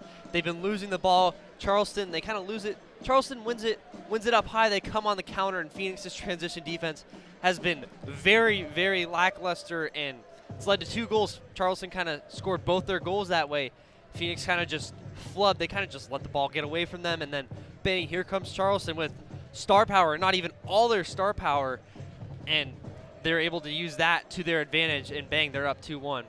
That star power that we're talking about not even all being there. Cal Jennings, Aaron Malloy, both on the bench tonight for Charleston. We'll get into maybe some possible substitutions in just a moment. But, Sammy, a lot of the early parts of the season were spent talking about a couple things. 1, no results, but 2, set-piece issues, both delivering and receiving those set pieces, and they weren't marking very well. And it feels like tonight specifically, those same issues are echoed, but on the counter defense. They aren't getting back, and it feels like guys who are being unmarked and just slipping right to the back are the reason why they're down 2-1. Yeah, it feels like when Charleston comes on the defense, like the transition defense, like we said, has been lacking. It just feels like they're outnumbered. Charleston always has a man advantage, and it especially felt like that on that second goal when it was a 2-on-1 on that left side, and then bang, the ball's in the net. But what about Hope Avayevu? We talked all the way about how they've given up those 2 goals, but that goal so beautifully taken by Hope Avayevu, so beautifully left by Darius Johnson, who's led the line tonight as the striker. That's his average position. That assist from Colin Smith, everything was working right there. It was perfect, but it's only 1, and that's not enough right now to at least get a point out of this match. Yeah, Phoenix is very happy to have Darius Johnson back from international duties, and just that great chemistry that he brings leading the line, especially with Hope Avayevu, who has been so good, and you especially love Hope Avayevu and what he does for this team. And he has been the guy. We talked about him in the pregame. He's going to be the guy tonight. He is Phoenix's most valuable player on the pitch, and it showed so far. Through the first 45, Charleston's 8 shots and 4 shots on target both outweigh the 6 shots and 2 shots on target of Phoenix, but Phoenix has controlled the ball. 57% possession knocks down the 43% of Charleston, but it feels like, Sammy, that Charleston has had the lion's share of the ball because every time that they've had the ball, it's been impactful. I'd say the words that you used towards the end of the first half still ring true. Wasted possession for Phoenix Rising? Yeah, very wasted possession. A lot of missed passes. Every time, I don't think they've really had a successful long ball tonight. They sent a couple long, and it just finds the head, finds the boots of a Charleston player. And especially when you get more analytically and you look at like the heat map of all the touches, I would say 60-70% of that is all in Phoenix's half. Juan David Torres came in tonight with 4 goals and 6 assists. He's already tallied 2. What have you seen so far from their absolutely electric factory in the midfield and JD Torres? JD Torres has made the most of his opportunities, and he's got an ample amount of them thanks to Phoenix just kind of gifting them to him. They give him a couple free kicks and also a couple corner kicks where Phoenix has struggled, especially on those set pieces. And when you give him corner kicks like that and just those opportunities, good things are going to happen for Charleston, and they're going to keep scoring goals. Phoenix lucky to have 1. Charleston happy to have 2. They currently lead 2-1 at the break. We'll be back in just a moment for a little bit more of the Phoenix Rising Radio halftime report with Kevin Cardez and Sammy O'Brien back in just a moment after a short break.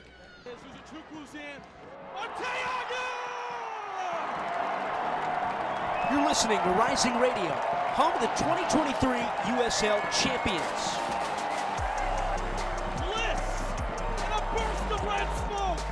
Phoenix Rising, our home. Welcome to 38th and Washington. Stick around for more as our broadcast continues. Buying a house can seem almost impossible, especially today. But with the right agent in your corner, it makes the challenge seem effortless. Hi, I'm Connor Cochran with Good Oak Real Estate, your go-to agent in the Valley. Whether you're buying, selling, or investing, I'm here to guide you every step of the way. Because finding the perfect home shouldn't be stressful, it should be exciting. Call 480-688-3200 today. Again, that's 480-688-3200. Let's have the conversation. Hey, Phoenix Rising fans, this is Discount Tire, your hometown tire retailer and trusted partner on the road for over 65 years. We know it can be overwhelming when buying tires, but we're here to help. Our online tire buying guide, Treadwell, makes finding the right tire simple. Just plug in your vehicle, location, and driving habits, and Treadwell will give you unbiased, personalized recommendations based on your needs, not based on price. Inviting, easy, and safe. Just how tire buying should be. Shop tires with Treadwell at discounttire.com. Let's get you taken care of. Join in on the Sports Zoo on your ride home from work with Dave Rooster Bierstein. Join Rooster as he lays down what's happening around sports and makes it clear what's on his mind. Oh my. Catch the day's craziest stories and some of the latest numbers from the sports books across the valley. The Sports Zoo with Dave Rooster Bierstein. Yeah, I think that's kind of a wild option. Weekdays 5 to 6 p.m. on KDUS AM 1060 and on the KDUS 1060 app. You let him try violin because you love him. And if you love him that much, love him enough to make sure he's buckled up and in the back seat. Find out more at nhtsa.gov/the-right-seat. Brought to you by the National Highway Traffic Safety Administration and the Ad Council. You're listening to the Rising Radio Halftime Report on the Phoenix Rising Radio Network.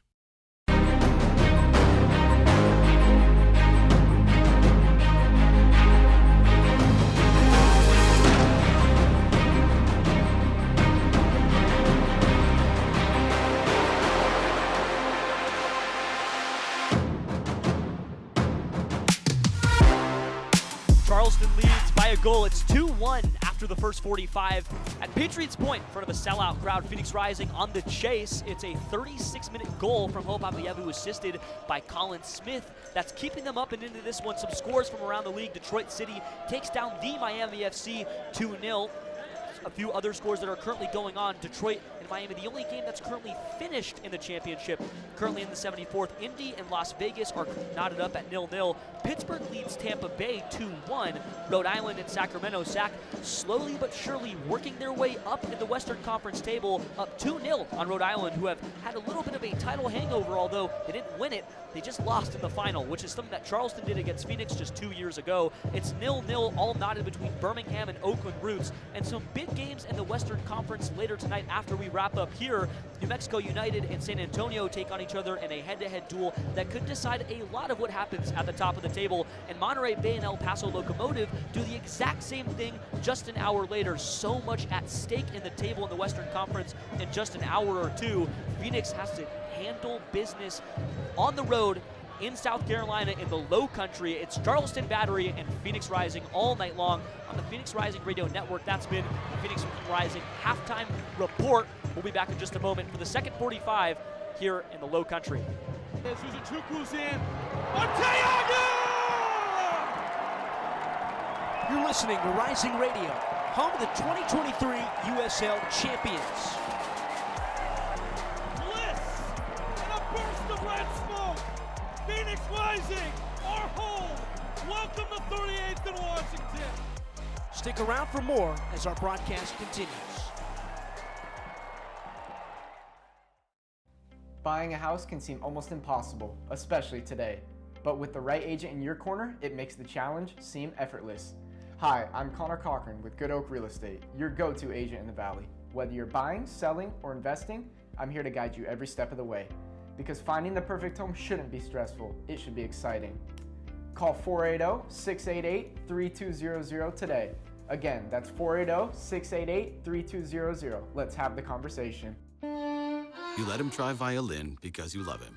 And if you love him that much, love him enough to make sure he's buckled up and in the back seat. Find out more at nhtsa.gov/the-right-seat. Brought to you by the National Highway Traffic Safety Administration and the Ad Council.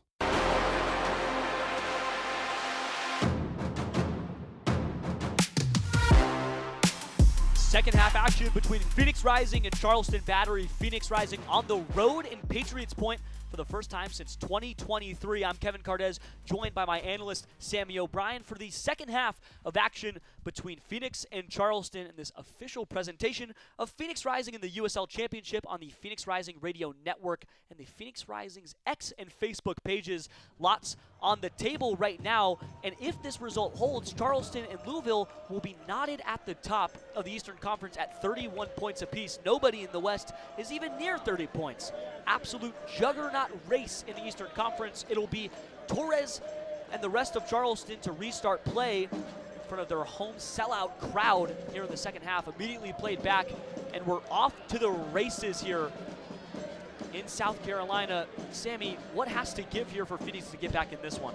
It's got to be a completely different half for Phoenix. It's a game tale of two halves. They need to completely flip the script. They really need to calm things down and come into their own. Phoenix has not really looked like themselves. They did get the one goal. Yeah, outside of a few possessions, they have not looked like themselves. Noble Okello immediately jars the ball free and wins one over the timeline, but it's booted up and over outside of the far side touchline. Second half substitute off rip, Graham Smith taken off the pitch for Leland Archer. Charleston makes a quick move. The 6'4", 29-year-old from Port of Spain, Trinidad. Leland Archer has been with Charleston for 8 seasons, the longest tenured player on the squad. It is 150th appearance with Charleston last June, slowly but surely racking up more time with the Charleston team. So much experience there, but he also missed a penalty kick in the shootout back in 2023 between Phoenix and Charleston in that USL final. He missed that first penalty kick. He hit the woodwork to the left. It's something that they still routinely think about. Montgomery restarts play, moves it up and over for Avayevu, who on the near side touchline tries to break one, and he does. Darius Johnson loses the ball quickly for Husu. Let's move back for Blackstock. Blackstock out for Archer. Archer for Apononu. Long and up and over the top. It'll trickle out and out of bounds. A throw in deep in the defensive half for Phoenix in the 47th minute. It's 2-1 Charleston. Phoenix needs to get back in this one quick. It's also just been a kind of a weird game, Kevin. It's a very different game than what's happened on the pitch than what happens on paper. On paper, it feels pretty even. The possession is actually in favor of Phoenix at 56%. It sure has not felt like that. It feels like Charleston has had the ball more, and even if they haven't, when they have had the ball, it's been in quality spots, especially in Phoenix's half, knocking on the door. Well, they lose the ball in Phoenix's half there. Torres loses it to Hope Avayevu, who immediately plays back for Montgomery. He loses the ball. Here comes Ikaza, but Asenge cleans this one up, still loose in the top of the box. Montgomery moves it out to the left for JP Skiers, trying to settle the run of play. Charleston almost got a freebie there, but Asenge cleans up the mess. Montgomery played a poor pass. Noble Okello hounded by 3 Charleston Battery defenders. That one goes out of bounds off of Okello, and it's a throw in deep in the attacking third now for Charleston. Husu plays back for Torres. JD, a left-footed ball out and over to the center, finds the center of the park for Apononu. Apononu out left for Dos Santos. Dos Santos, far side touchline. Only Sacco to beat. Moves it inside there for Rodriguez. Rodriguez, left side of the box. Can anybody stop him? Hounded there by Colin Smith and crew. Avayevu can't quite put a boot to it. It's a long ball up and over to the center of the box. Rakovsky claims high in the air. The captain tonight for Phoenix rolls it out quickly for Noble Okello. 49th minute, still 2-1 Charleston. JP Skiers plays out left for Darius Johnson. The lines for Charleston moving so quick. Can't quite break the half line. Ryan Flood, only choice is to move it back for Montgomery. And in the 49th minute, more stalled play for Phoenix. It feels like more of the same that we saw in the first half. Line breaking ball for Asenge goes nowhere, and it trickles out to Zamudio. A lot of the same so far in these first few minutes, Kevin. But also remember, Rising have failed to win any of their last 6 matches when they have conceded first in championship play. Obviously, last time coming on October 10th of last season against New Mexico. So backs are really pressed against the wall here, and they know that they're a smart team. So it's really just a matter of can they piece just a little bit more together, starting with that guy right there, Hope Avayevu. Avayevu moves it back to the center circle for JP Skiers, who quickly finds Ryan Flood out to the left. Darius Johnson now near side touchline, trying to dance. Can he shake? Not one, but 2 defenders. Moves it up top for Ryan Flood, who finds the top of the box, and Darius Formella. Formella finds Skiers. Skiers puts a right foot to the ball and gets jarred to the ground. Runs into the shoulder of JD Torres, who is absolutely incensed at the foul call. Center referee Luis Diego Arroyo calls this one in favor of Phoenix, and now a very dangerous free kick opportunity in the 50th minute, just a yard or two outside of the top of the box, and Phoenix has a chance to knock. Yeah, JP Skeers putting his body on the line right now. He just took a shoulder to around the high chest neck area from JD Torres, and it gives Phoenix the chance. This is an early opportunity. This is what they need to flip the script and get a little bit of that momentum back they really have not had all night long. Still 2-1, 50th minute. Avayevu and Ryan Flood, the near men to possibly take. We'll see who takes this one. It's been a lot of Ryan Flood tonight on the set pieces. He's also taken a few of the corners so far in this game. Quick chat on the near side touchline with Pamodoka and Greg Spence, the physio for Phoenix. Avayevu and Colin Smith both grab some water, and now Pamodoka, very animated, starts to amalgamate his squad as he likes, moving everybody where they need to be. Colin Smith, the only man outside of the box now for Phoenix besides the two near men to take, Ryan Flood and Hope Avayevu, standing to the left and to the right of the ball. A right arm to the sky for Avayevu. A deep breath in yellow boots, and somebody gets pushed to the ground on the far side. Looks like Skeers again. Nathan Dos Santos is standing over JP Skeers as Colin Smith goes to intervene. More work for center referee Luis Diego Arroyo to sort out in just his 14th match as a professional center referee.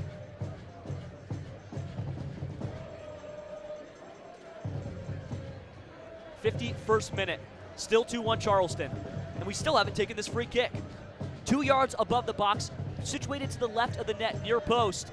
Avayevu sends a right-footed in-swinger to the far post. It's still free in the top of the box, and JD Torres puts a boot to it.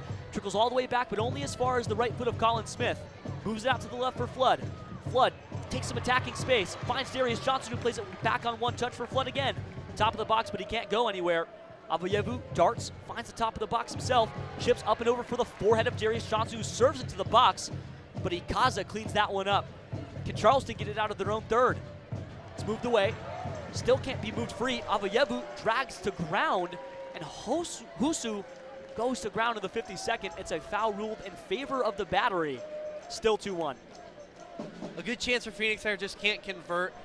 Not the cleanest hit from Johnson, but regardless, that good quality, good time of possession there.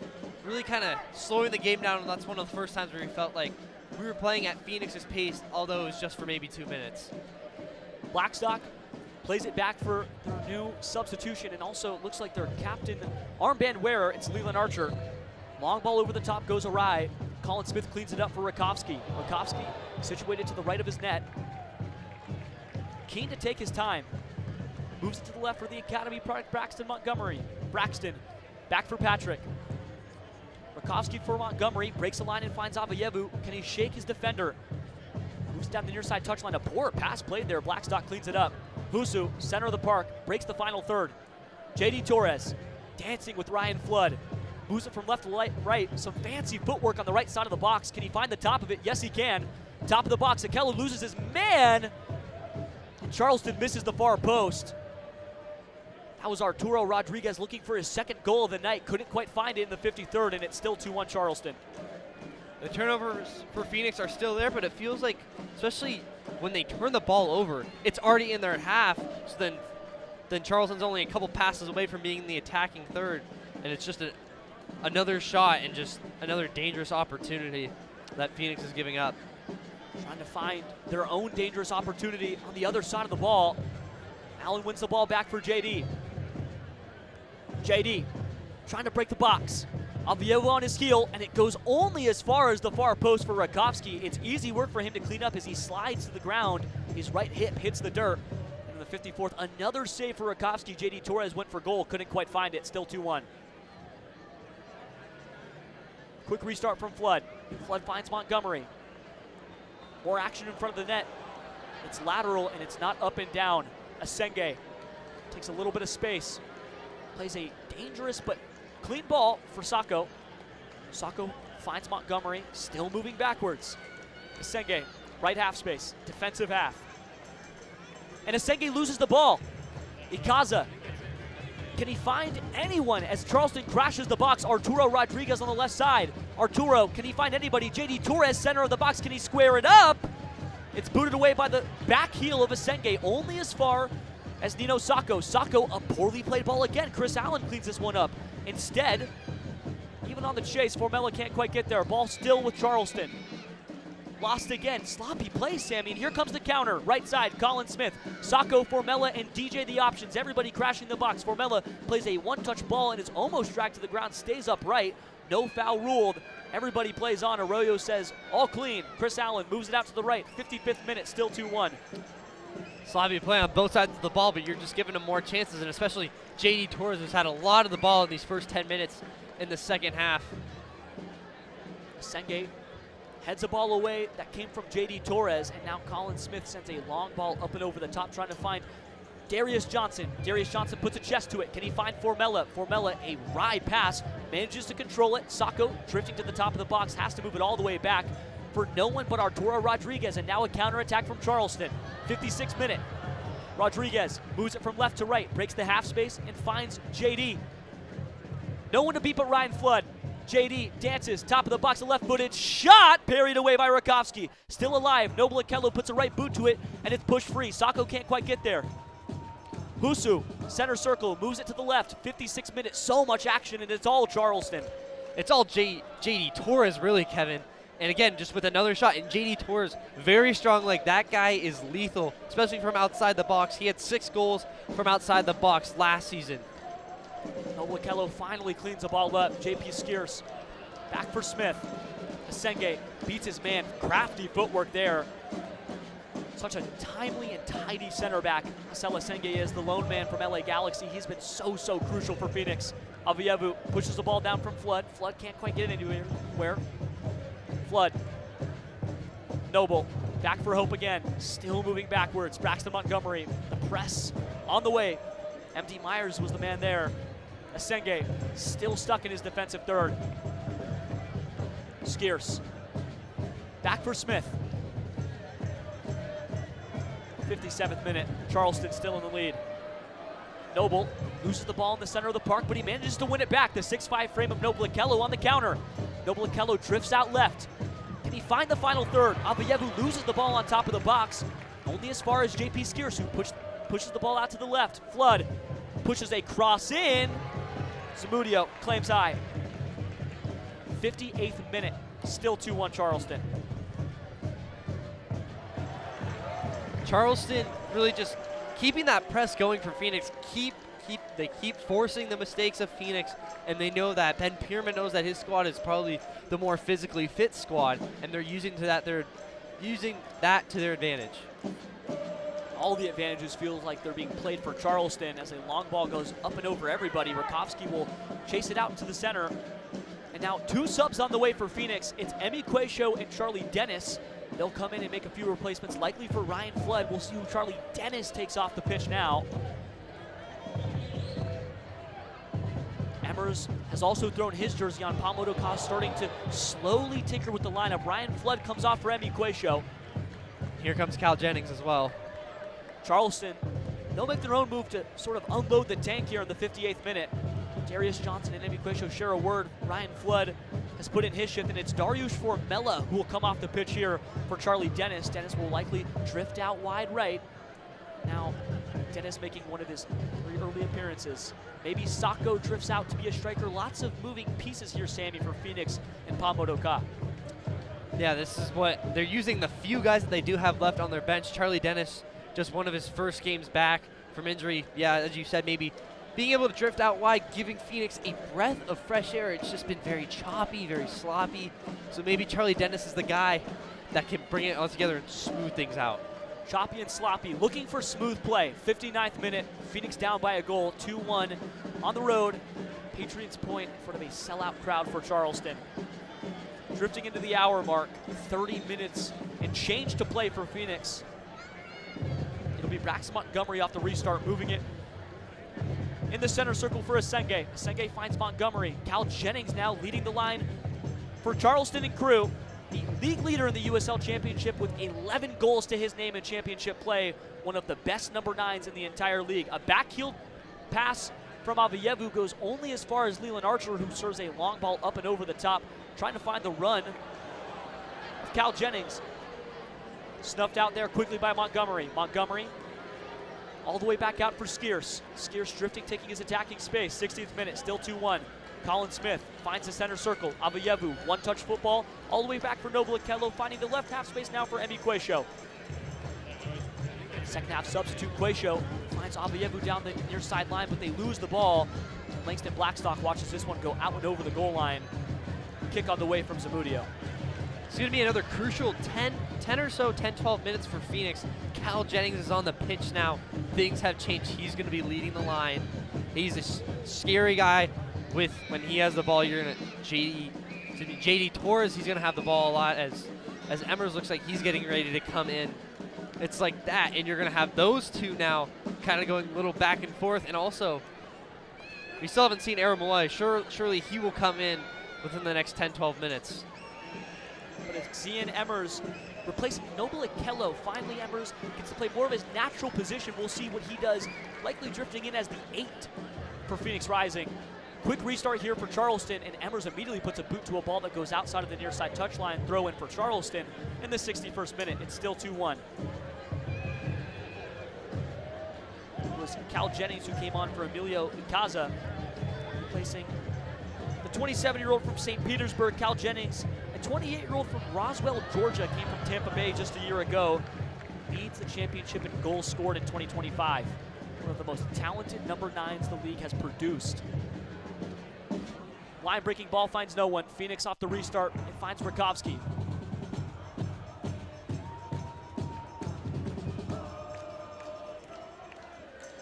Quayshow plays the ball near the half line for Darius Johnson. Johnson back for Emmers. A backheel pass for Darius Johnson, and now Emmers breaks the final third. Some flair here for Zian Emmers and the new man.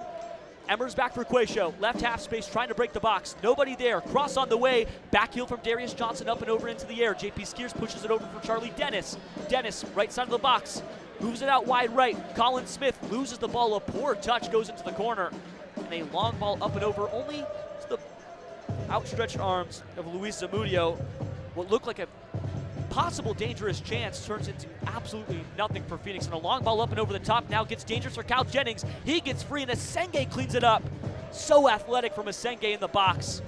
Cal Jennings almost takes Asenge to ground in the 62nd minute. He almost woke up too. Goal number 12 is on the way. Asenge saves it. Montgomery, center of his own box. Quayshow out for Emmers. One-touch football for JP Skiers, triangulating on the left half space. Asenge breaks the line for Avayevu. Heavy touch, but he maintains it. Moves through the center circle, a burst of speed. Can he find Quayshow out to the left? He does. Left side of the box, trying to find a corner. Cross ball to the back post, headed up and over the woodwork. Charlie Dennis got a forehead to it. It was a foot or two too high. 63rd minute, still 2-1. This is the most Phoenix has looked like themselves these last couple minutes with these new substitutions. Zian Emmers making an impact already. Had a nice move there, made a play. And just another good chance there. Good cross from Quayshow. Dennis's header just a bit off. And Zian Emmers, he had 20 goal contributions. Cal Jennings breaks the box, but he loses the ball to Rakovsky. Another long ball up and over the top, dealt with very well by Asela Senge, dealt with poorly by almost everybody else. 63rd minute, that one happened quick. Ball was just up and over the top for Cal. They're just finding him over and over, and the ball gets short free again. Cal Jennings taken away by Emmers. Emmers with a hearty challenge, wins the ball back. It's a stand-up tackle. Avayevu drifting forward, breaks the final third, gets taken to ground right on top of the box, and a foul ruled in favor of Phoenix. A yellow card comes out of the pocket. Husu is incensed, but in the 64th, another dangerous free kick for Phoenix on the way. Still 2-1. Charleston has to defend this one well. Costly foul, could have gone either way. Nonetheless, Phoenix is going to get a free kick about 5 yards off the top of the box. And now with these new guys in, set of just fresh energy and fresh legs, can Phoenix capitalize? They finally felt in form in a little bit of a flow state, you could say. Now can they find that equalizer? Flow state trying to find their equalizer and perhaps a point, maybe more if they can find this second goal. It's Charlie Dennis to take. Direct on goal right now. Probably about 16, 17 yards away from the mouth of the net. Luis Zamudio sitting crouched on the near post. 65th minute, still 2-1. We'll check out who the near men are so far. Zamudio says, I like the line. It's a wall of 5 right in front of the ball. Charlie Dennis, the man to take. Right-footed ball on the way. It's on target, but Zamudio chests it down. Not a whole lot of work to do there for Luis, and it's still 2-1 in the 65th minute. Not the best look from Phoenix, but they're knocking on the door. They have the momentum back. You can feel it. Charleston can feel it. The fans of Patriots Point know they can kind of feel it. Also, again, Aaron Molloy still has not checked into the game. When he inevitably does, we'll see how that can change things up, especially in the midfield for Phoenix. Phoenix wins the ball back in the center of the pitch again. JP Skier sends it only as far as the waiting chest of Apononu. Apononu manages to lose his man. Charleston wins a lucky ball back. Emmers, in his third appearance so far, he comes from Rapid Bucharesti out in Romania in the Superliga. Long ball over the top here. A dangerous run from Rakovsky, but he beats Cal Jennings to the ball, booted up and into the night sky. 66th minute, Rakovsky got fearless. Cal Jennings was on the chase, but Rakovsky put an end to that counter. Quick throw in on the far side touchline. Rakovsky was about 30 yards out of his box to the right. An absolutely hardy run there from the German, but he gets there in time and does everything the right way. 66th minute. It's a veteran play from Rakovsky, 32 years old. He's played a lot of professional soccer in Europe as well, but also in the championship. He knows what he's doing. There's a reason he's wearing the captain's armband tonight. Quayshow wins a header in the night sky, but Emmers fouls his man. And now a free kick on the way in the attacking half for Charleston. Not really close enough to do much with it.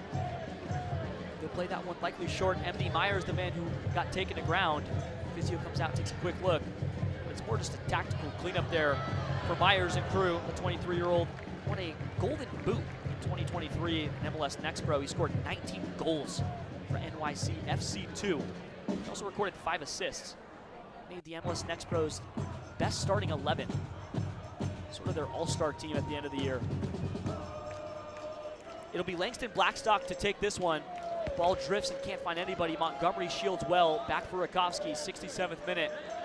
Now Phoenix has to get going if they want to start hunting for a point. Emmers, center of the park, one touch back for Montgomery. Montgomery finds his goalkeeper. Rakovsky with his right foot stops the ball. Cal Jennings stops in front of it as well. Montgomery can't quite get free from JD Torres. Has to play a dangerous ball in front of the net for Rakovsky, but he sends it far and long. JP Skiers nods along there for Hope Avayevu. Right-footed ball out for Charlie Dennis. Can they break the half line? Sending a ball out there for Quayshow. Quayshow can't quite get there in time, and Charleston sends it long and far. That one will trickle out for a deep, deep throw in. Phoenix will maintain possession in the 68th. Phoenix needs to keep up the consistency. Can they break that final third a couple more times? They broke the half there, but they really just can't get it past and towards that back line. Quayshow throws in for Emmers. Emmers shields and blocks the ball. Right foot, can he get free? That one goes off the shin of Emmers. A throw in the attacking third now. JD Torres did well to service that one. Throw in for Charleston. This one could be dangerous too. It'll be Langston Blackstock again to walk this one out. Charleston keeping that press up again. Again, 3 guys just hounded to the ball, and Emmers really couldn't do much. Now Phoenix has to defend. 69th minute. Blackstock shakes DJ, breaks the final third. Offside flag goes up. It looks like Torres was offsides, and there's no complaint there. Immediately the linesman says no more. Nearside official Matt Trotter, along with Hillis Waddell III, pick up your linesman tonight, as well as Josiah Park as the 4th official. Asenge, a daring run into the center of the park. Can't quite find anybody. Huso got the ball back, but it's ruled in favor of Phoenix. Play on initially. Foul played for them. Ball was played quickly out for Hope Avayevu, but Arroyo says, let's do this one again. Phoenix got a break there. Asenge very dangerous. Brought that one all the way up into around midfield and lost control of it, but thankfully bailed out with the foul caller. That one could have gotten dangerous quick. Quayshow restarts and plays back for Montgomery. Finds Asenge, center of the park. Their own defensive half turning into the attacking half, breaking the timeline. Asenge finds Sacco. Smith gets a boot to the ball and wins it back. Dennis, far side touchline. Can he find the channel? Moving more central now. Quayshow calling for the ball. It's switched instead for the run of Hope Avayevu. Left side of the box, finds the corner. Can he find Quayshow? Quayshow breaks. Avayevu takes the center. finds the head of Charlie Dennis, but it's moved away by Charleston. JP Skier still nodding it along, takes a shot. It's off the shin of a Charleston player, and it trickles out of bounds. It's a throw-in on the far side touchline, attacking third now for Phoenix. Still moves it back for Charlie Dennis and crew. Dennis, no one left to find forward, moves it back for Montgomery. Montgomery moving from right to left, breaks the left half space, finds Emmers. One touch back for Montgomery. Asenge situated right outside of that center circle. Avayevu finds Dennis, backheeled pass out for nobody. Right half space was empty. Dennis thought he could nod someone along. Instead, it's empty possession again in the 70th minute. Still 2-1 Charleston. It's the right idea from Dennis, just didn't get the run. But as you can tell, doing things like that, Phoenix is finally more comfortable. They feel like they have found their spot in this game, just looking for that equalizer. Still have 20 minutes to go. 20 minutes left. Can Phoenix find an equalizer? Maybe find 2 more. 3 points would be massive in this race to the top of the table. A right shoulder for Sacco. Finds Charlie Dennis. Sacco, ball still in the air, drifts high into the night sky. Avayevu can't quite win the header. It's knotted there for Cal Jennings, but only as far as Montgomery. Jennings gives chase. Montgomery evades it. Finds Colin Smith. Far side touchline, jarred free again. Smith wins it back. JP Skiers finds Charlie Dennis. Can Charlie Dennis get free? So many Charleston men in the area, but it's still Phoenix ball. Charlie, about 10 yards away from the top of the box, moves it over to the right half space. Now he finds Montgomery. Montgomery and Asenge have switched a little bit. Asenge moves out to the left. Asenge finds Quayshow, near side touchline. Emmers back for Quayshow again. More one-touch stuff. Emmers playing back for Quayshow again. 6 passes between the two of them. Asenge, Quayshow, center of the park. 72nd minute, still 2-1. Can they turn empty possession into valuable? Avayevu receives a pass back from JP Skiers. Avayevu top of the box, and it hits nothing, so close to the woodwork. Zamudio dove to the far post. It was so close from Avayevu. Almost put a shot on the net, and in the 73rd, still 2-1 Charleston. More brilliance from Hope Avayevu, so close. Put together well, and Hope Avayevu just flashing his talent. It's a game of inches. He was less than a foot off from screaming that one home. Trying to find that magic answer. Avayevu already has a goal. Off service from Colin Smith on the 36. Cal Jennings breaks free. Asenge crashes to ground. Can Cal find anybody? MD Myers, center of the box, misses the far post. Rakowski gets a breather, and MD Myers missed a gimme. Still 2-1 in the 73rd. That's the talent that Charleston has. Cal Jennings wins that long ball and sends a beauty across the box on a 2-on-1 to MD Myers. And he just puts it a tad wide. Phoenix catches a break, and they stay alive. Huge break given to Phoenix by Charleston there. MD Myers just missed a poke in. So close. Heartbreaking for Charleston. The home crowd is remiss. 2-1, 73rd minute. Quick water break on the near side touchline for Ben Pierman and crew, the third-year head man for Charleston. Through 3 seasons, he's 53, 19, and 24. That's pretty good. He's never had a win percentage under 50% as a head man of any club he's ever coached.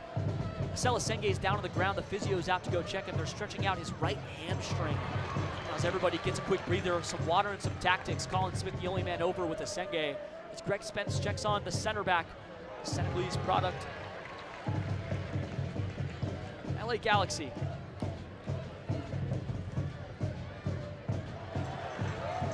Phoenix this half, they've had over 68% of the possession. They've kind of brought themselves back into this one, made their presence felt, and we undoubtedly have a game. Phoenix, they've had their opportunity, just have not been able to convert here. Just a tad over 15 minutes building. They get to talk it over with this quick water break. Pa talking with Darius Johnson right now. His strikers, what do they have left in the tank? They're going to have to empty most of it, as that bench is pretty much thin. Only academy players, I believe, up to this point. All 3 professionals besides Tristan Henry. So all of your field players who are on professional contracts have been exhausted. They've been used as substitutes already tonight. So many close chances in the first half for Phoenix. They might want a few of them back. Maybe you're missing a guy like Joel who's out playing for Curacao, who just tied Canada 1-1. And CONCACAF Gold Cup, a massive result over there for Joel Margarita and crew. The Rising Man off to a great start. The Gold Cup with Curacao. They miss him dearly tonight. Asenge will walk off the far side with Greg Spence. Gives a thumbs up to the referee, says, I'm good to go. He'll probably re-enter right after play restarts in the 75th. Still 2-1, Charleston in the lead. Goal kick to restart here from Phoenix. Rakowski with the right arm in the air. The captain's armband on his left. Asenge very vocal right there on the sideline. He's really kind of come in to be a leader on that back line, especially with the youngster, the 18-year-old Braxton Montgomery, right next to him. Ball played on the near side touchline for DJ. DJ shifts centrally, moves it all the way to the right half space. Finds the right shoulder of Charlie Dennis, who gets clipped by a cleat. Body's on the ground, but everybody plays on. Center of the park, Charleston. Moves it out wide right. Darius Johnson, the only man in defense, drags Langston Blackstock to the ground. A foul committed there for DJ. Free kick, near side touchline, 40 yards out from the goal here for Charleston in the 76th. Still 2-1, Blackstock to take. Lays it off for JD Torres. JD, long ball open over the top. Can he find the run of Myers? Asenge manages to watch this one go out and over the goal line and pushes Myers to ground. And now a little altercation after the play. For what Asenge was just shielding off the ball as it trickled outside the goal line. Now everybody getting involved. It's Montgomery and Rakowski ushering his academy project just to move forward. Let's get this one going. 77th minute. Phoenix still needs to find their leveler. It's 2-1 on the road, trying to keep a 6-game streak of results going for Phoenix. One of the hottest teams in the league. Charleston coming off a brutal defeat against the Miami FC earlier this week. Can they get this one back? Phoenix again this season, one of the best teams on the road. 12 points on the road this season, third to just Charleston and Tulsa. Rakowski walks this one out from the box. Moves it from the penalty area to Montgomery. Montgomery finds Emmers. Quayshow back for Emmers again. Avievu chests it down. Can he get free? Moves it out wide for nobody but Leland Archer. Archer, center of the park. Bumped out. Can they find Cal Jennings? Jennings has a bit of a run. Jennings, right side, trying to find a cross. Moves it in. Asenge puts a boot to it. It's still free. Rakowski right in front of the net, and it goes between his legs. Arturo Rodriguez finds his second on the night, and now Charleston leads by 2. It's 3-1 in the 78th. The former Phoenix Rising man, Arturo Rodriguez, kind of just did not give up on the play there as Charleston comes flying back on the counter and may have just put this one to rest. Unfortunate for Phoenix. Rakowski in the right place at the right time. Myers moved it for Rodriguez, and it went right through the legs of Rakowski. Positioned so well. Push it through the gap. Rodriguez more brilliant. Second goal of the night. Now they lead by 2. Phoenix would have to do something magical to get this one back into their control. And it happened earlier this year against them. A 3-1 complete turnaround. Detroit battered them at home. 79th minute, Arturo Rodriguez still celebrating a massive goal for Battery, a massive goal for the Low Country. Patriots Point is buzzing with excitement. Quick restart here. Quayshow, left half space in the defensive half. Back for Avievu, finds a through ball for Emmers. Emmers shifts out to the left, breaking into the final third. Number 80 for Phoenix, the new man on the block. Emmers, right foot to the ball, can't quite get free, can't quite find anybody available either. Moved by Leland Archer. Knotted out and away by Huso. Up and over the timeline for no one but Phoenix. Rakowski drifts out of his box and penalty area. Cal Jennings giving chase. Avievu moves out for Quayshow and Emmers. Quayshow near side touchline. Quayshow finds Sacco. Left channel, finds Quayshow again. Leaves it for nobody. Loses the ball in the box. 79th, still 3-1.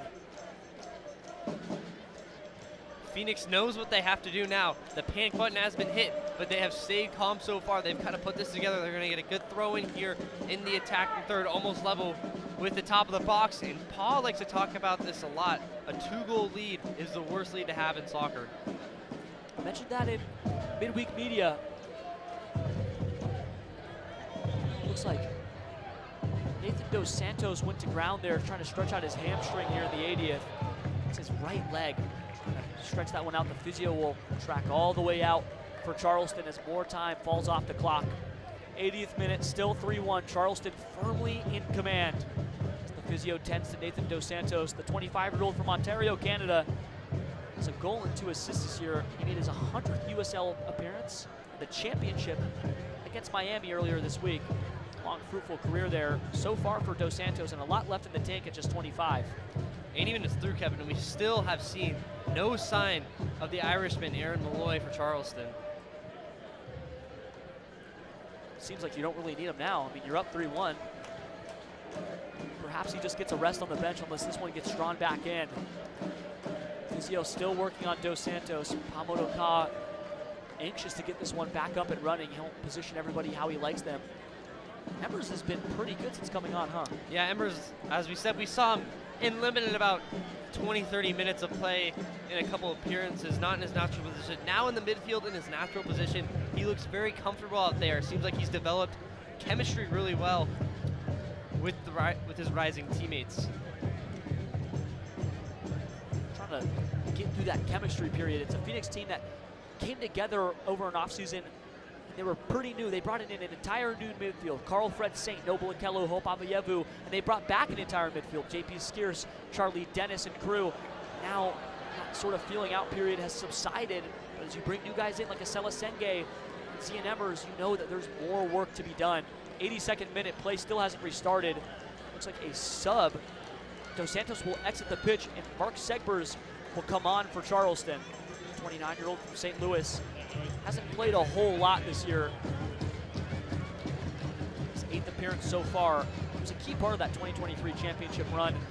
Late into that title attempt. It was a late season transfer from Miami that year. Segbers makes a long run out. 82nd minute, still haven't restarted. Still 3-1 Charleston.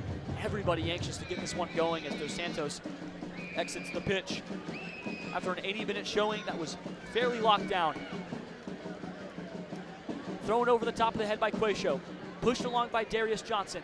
Darius finds Sacco. Sacco loses it on top of the box. More tidy defending there from Charleston. Long ball up and over for nobody but Braxton Montgomery. Deep into his own defensive third. 83rd. Montgomery back for Embers. Embers deep to receive. Embers lays back off for Montgomery. More left to right play, Sammy. Yeah, Phoenix really trying to just set something up. Can they find anything? Like we said, look, like they've used all their professional contract subs off the bench. Seeing can they empty the take and find maybe an answer. Quayshow finds Zian Embers down the near side touchline, trying to keep this one in play. Embers wins a throw in deep in the attacking third, plays it back for Darius Johnson. Johnson down the near side touchline again for Embers, trying to back heel it. He finds Emi Quayshow down that left side. Can he find a cross? Can't quite shake Huso. Huso manages to jar it free, and Charleston wins it back again, trying to keep it in touch. The linesman said that one went out of bounds. JD Torres lost it.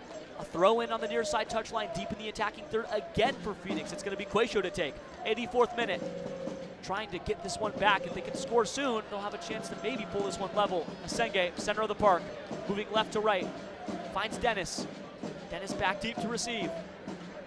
Far side touchline, drifting centrally. Finds Montgomery again, center of the park. Montgomery, moving left to right. Sacco, back for Embers. Embers one-touch football back out again for Colin Smith.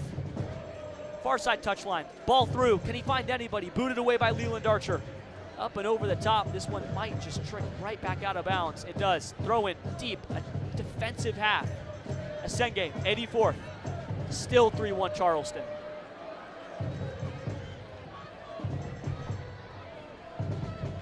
Braxton plays the ball deep for Quayshow. Quayshow manages to get there, left side. Can he find a ball into the box? It's central for Sacco, but he just can't put enough of a foot on it. Nowhere near the post. 4 or 5 feet out to the left, and in the 85th, Sacco misses what could have been a quality chance. It's 3-1. Yeah, very quality chance for Phoenix, really trying to take advantage of what they can get. Just not enough. That one was pieced together really well. Senge wins the ball back deep in his defensive half. 85th minute. Does Phoenix have any magic in their tank for tonight? Montgomery, back for Asenge. Skiers, plays for Avayevu. Calms the ball down. Sacco plays back out for Dennis. Now Phoenix moving a little more free-flowing. Dennis, far side touchline, dancing a little bit. Back for JP. Avayevu. JP again. Sacco finds hope. Can he find a cross? Avayevu breaks a line, finds Sacco. Right-footed ball. Sacco beats one. Can he beat two? It's parried away. Center of the box. Avayevu. Dennis off of another shin. Nobody can get the ball past anybody. Charleston plays out for JD. JD Torres, far side touchline. Can he keep possession? Charleston hasn't had a lot of it recently. 70% of the ball in the second half for Phoenix. Chested down by Asenge. 86 minutes, center of the park. Sacco, one touch back for Avayevu. Chipped up and over the top for Sacco. Can he get there? Back off. Darius Johnson loses it in the box again. Huso clears. More settled play. Charleston gets free again. 86th minute, still 3-1. Far side touchline, there's a battle for the ball. It goes out of bounds. It's ruled in favor of Phoenix. About 5 yards away from the timeline. Asenge breaks free. Sacco, right foot, darting, top of the box. Chests the ball, keeps it in play. Is there a corner on the way? Ruled as a goal kick, Charleston maintains. And here comes a sub as well for Phoenix. Cyrus Kowal is going to come on to replace Braxton Montgomery. Is that on the scorecard there, Sammy? Or? Yeah, just kind of an unexpected mood. Phoenix grasping for what they have down to their last few minutes. Cyrus Kowal is going to get one of his first appearances, had his first ever start back against Orange County. Maybe he can give Phoenix maybe just a bit of a spark. But credit to Charleston, they have had an answer. They have been ready for this big attack that Phoenix has brought in the second half and held their own with just 30% of the possession. JP Skiers dropping back now as a center back in possession at least. We'll see what happens in defense. Quayshow plays back for JP. Left half space, still in the defensive half. Asenge, can he venture forward? Asenge, a poor touch, and it's shard free there. Here comes Arturo Rodriguez again, down the left side. Cal Jennings making a run, but it's all Arturo. Arturo Rodriguez finds Jennings, center of the box. Avayevu jars it free, claimed in the air by Rakowski. 88th minute, still 3-1. Phoenix moves quick, rolls it quickly out for Emmers. Emmers finds Smith. Dennis. Back for Smith. Finally over the half line. 88th minute. We'll see how much stoppage is on the way after a few long, lengthy injury exchanges, a few long substitutions as well. Colin Smith. Nowhere to go for Phoenix. Asenge finds Avayevu, who is calling for the ball. Avayevu has attacking space. Floating towards the center of the park, top of the box. Johnson gets pushed to ground, and a foul not given on top of the box. Huso has a chance. He's going to go for a goal. Rakowski way out of his net, and it's a long ball. Unbelievable.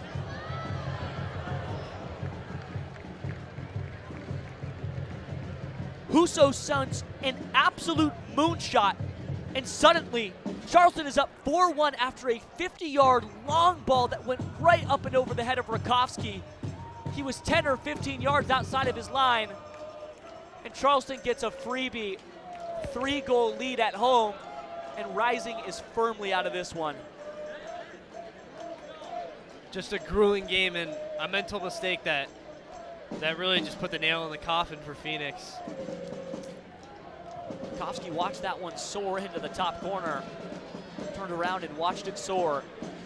Now Landry Huso. Poor play from Phoenix. Just his second goal of the season. Goes to the 24-year-old from the Ivory Coast. Came over from New Mexico United. Played 110 matches between New Mexico and Loudoun. JD Torres comes off the pitch and is quickly replaced by Johnny Klein, 25-year-old. Came over from St. Louis City FC. Phoenix slowly restarting. Not a whole lot of hope left in the legs of the Rising men. Dennis down that right side channel. almost loses the ball out of bounds, but it goes off of a battery player. Throw in, ruled in favor of Phoenix attacking third. Two hands up and over the ball. Phoenix wins it back. Push to ground there. It's Colin Smith. He'll let that one get walked off. Free kick ruled right half space in the attacking half. About 35 yards or so from the mouth of the net. 90th minute, we'll see how much stoppage is on the way. Charlie Dennis, the near man to take. Still 4-1 Charleston. They have broken this one wide open. A long shot from where the 36-minute goal to equalize from Hope Avievu was in the first half. Service and an in-swinging ball from Charlie Dennis. Knotted away by Charleston and crew. Klein boots it away. Avievu trying to give chase, but Rakovsky comes 50 yards out of his net and boots it out for Colin Smith out to the right. 5 minutes of stoppage time on the way here. Patriots point. Phoenix firmly on the chase, and this one is likely out of their grasp. Avievu down the near side touchline. Quayshow ventures forward, beats one and beats two. Can he beat a third? Husu knocks that one free. Quayshow throws a shoulder into the back of Husu Landry.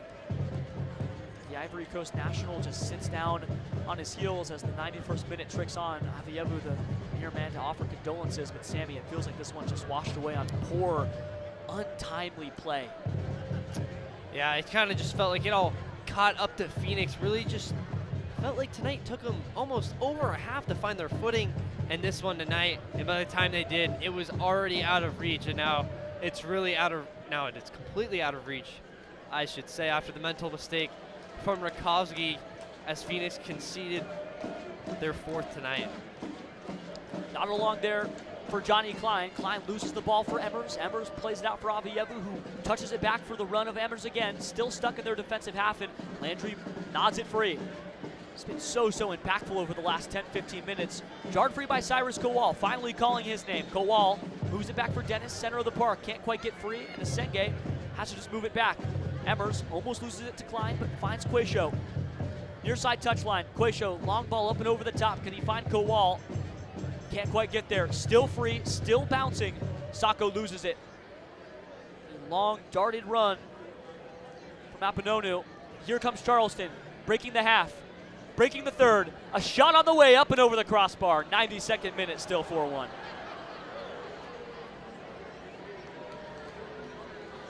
Felt like Apononu just kind of wanted to get in on the fun. Why not at this point? The floodgates are open. 93rd minute. Dennis rolls his right sole over the ball, finds Avievu, center of the park. Over the timeline. Quayshow on the near side. Quayshow back for Avievu.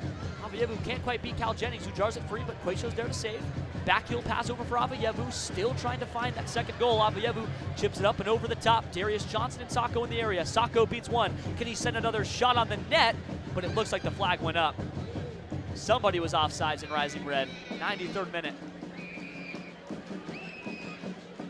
Yeah, Rising have struggled this season, especially with the offsides flag. That one comes to bite in there. That's the first one of the night, though. Kept it to a minimum, but really didn't have a whole lot of chances to even get one up to this point. Zamudio rolls this one out. Ushers everybody forward. The Charleston all-black kit with the yellow pinstripes. Long punted ball up and over the half line. Offside flag went up. The ball's ruled in favor of Phoenix. In the 94th minute, down by 3 goals. Emmers, center of the park. Avievu moves it back for Quayshow. Quayshow back for Skierce. Skierce moving it left to right. Almost a poor pass, but Colin Smith saves. Ventures into the center of the park, and he beats 1 and 2 and almost 3, but he loses the ball. Charleston watches this one roll all the way. Looks like he got fouled. Somebody got fouled. And Colin got grabbed on the shirt, making his way down the pitch.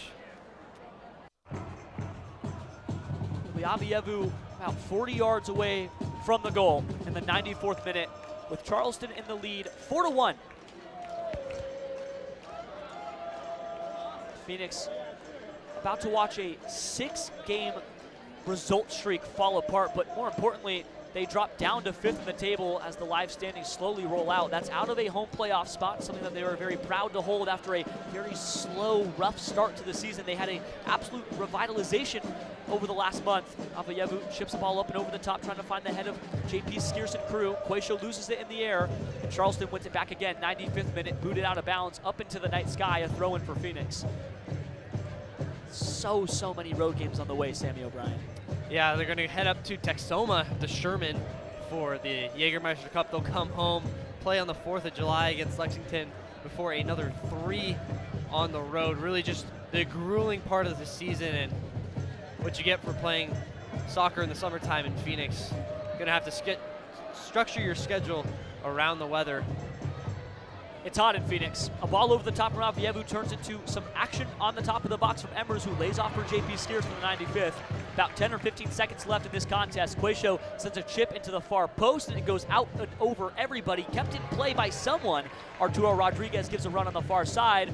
1, 2, and 3 whistles, as well as a 3-goal lead for Charleston. It's 3 points for the Battery in front of a sellout home crowd as Phoenix falls to 5th in the Western Conference table, and Louisville and Charleston draw level at 31 points apiece, but it's a massive loss, 4-1, in front of a packed-out road crowd for Phoenix Rising, Sammy O'Brien.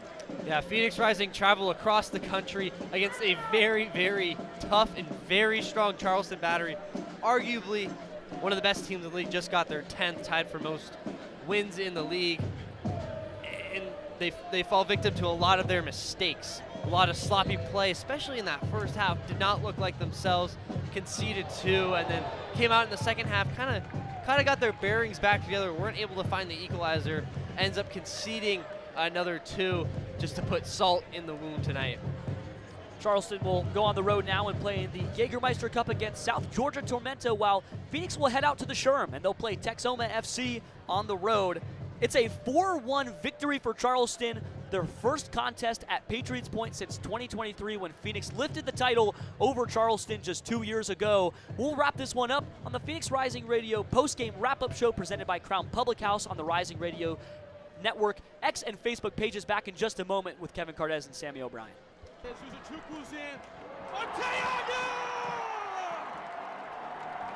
You're listening to Rising Radio, home of the 2023 USL champions. Bliss and a burst of red smoke. Phoenix Rising, our home. Welcome to 38th and Washington. Stick around for more as our broadcast continues. Buying a house can seem almost impossible, especially today. But with the right agent in your corner, it makes the challenge seem effortless.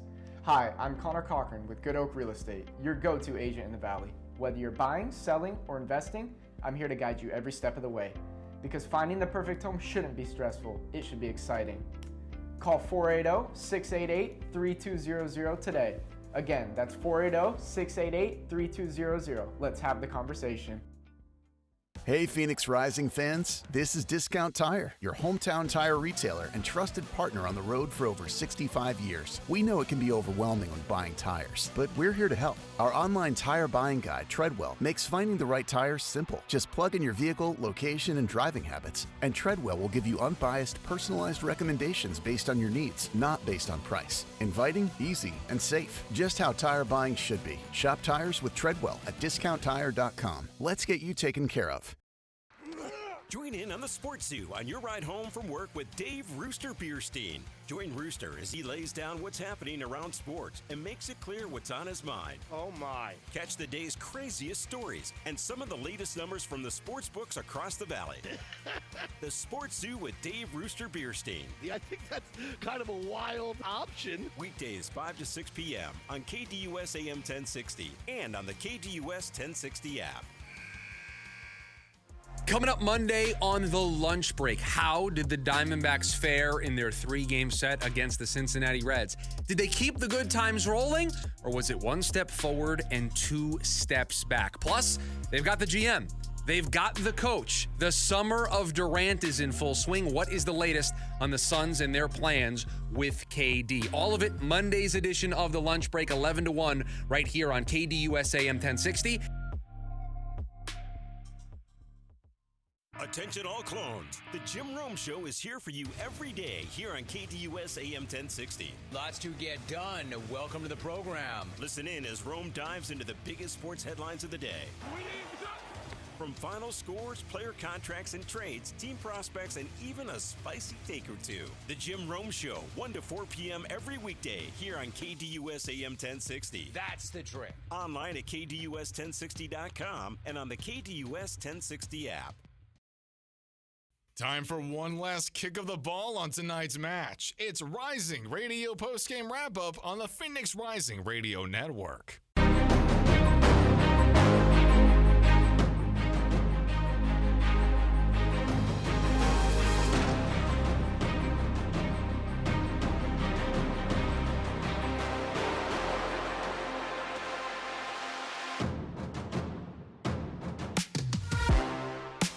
A 4-1 battering from Charleston Battery. They lead 3 goals in that second half. Sammy O'Brien, Kevin Cardez, and the Phoenix Rising Radio postgame wrap-up presented by Crown Public House. Not the result that Phoenix wanted, Sammy. Not even close. No, Phoenix did not play up to their best tonight.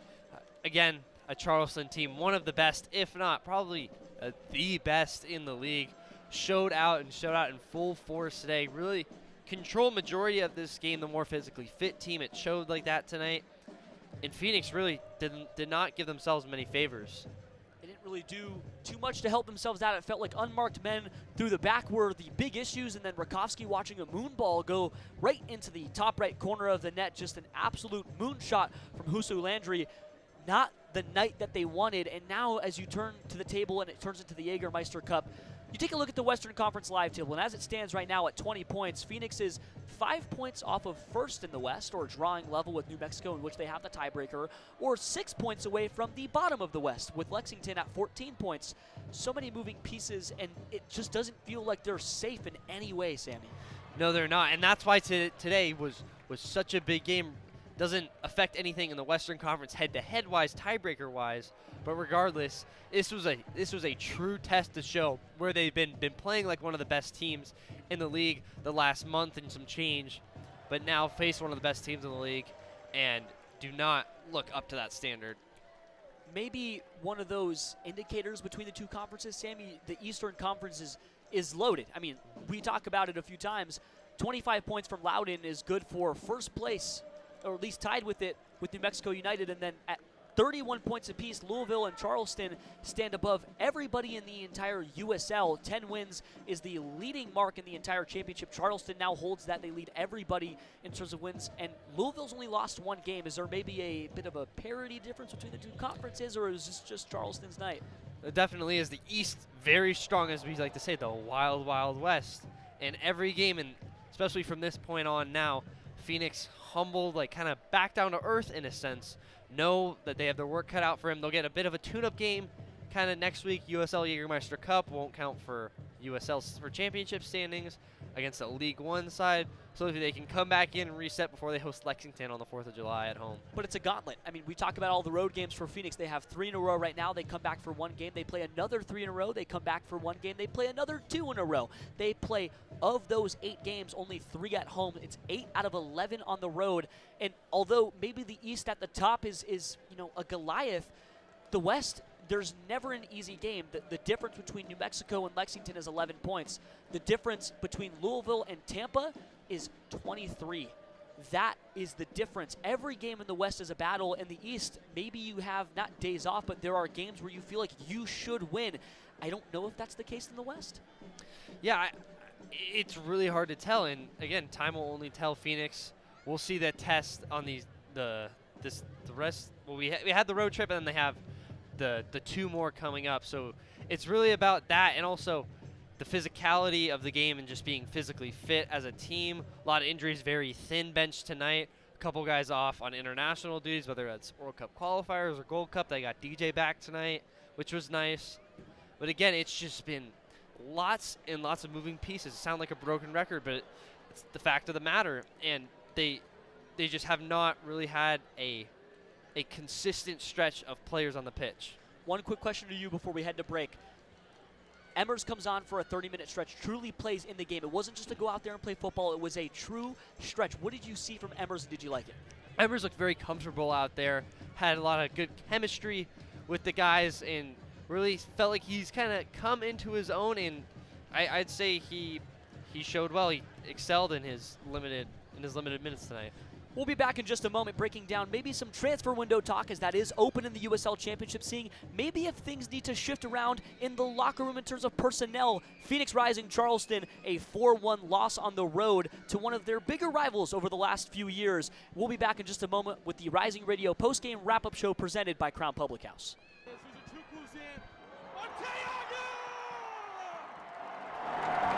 You're listening to Rising Radio, home of the 2023 USL Champions. Bliss and a burst of red smoke. Phoenix Rising, our home. Welcome to 38th and Washington.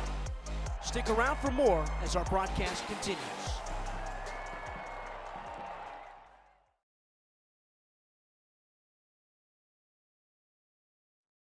Buying a house can seem almost impossible, especially today. But with the right agent in your corner, it makes the challenge seem effortless. Hi, I'm Connor Cochran with Good Oak Real Estate, your go-to agent in the Valley. Whether you're buying, selling, or investing, I'm here to guide you every step of the way. Because finding the perfect home shouldn't be stressful, it should be exciting. Call 480-688-3200 today. Again, that's 480-688-3200. Let's have the conversation. Hey Phoenix Rising fans, this is Discount Tire, your hometown tire retailer and trusted partner on the road for over 65 years. We know it can be overwhelming when buying tires, but we're here to help. Our online tire buying guide, Treadwell, makes finding the right tire simple. Just plug in your vehicle, location, and driving habits, and Treadwell will give you unbiased, personalized recommendations based on your needs, not based on price. Inviting, easy, and safe. Just how tire buying should be. Shop tires with Treadwell at discounttire.com. Let's get you taken care of. You let him try violin because you love him. And if you love him that much, love him enough to make sure he's buckled up and in the back seat. Find out more at nhtsa.gov/the-right-seat. Brought to you by the National Highway Traffic Safety Administration and the Ad Council. This is the Rising Radio post-game wrap-up on the Phoenix Rising Radio Network.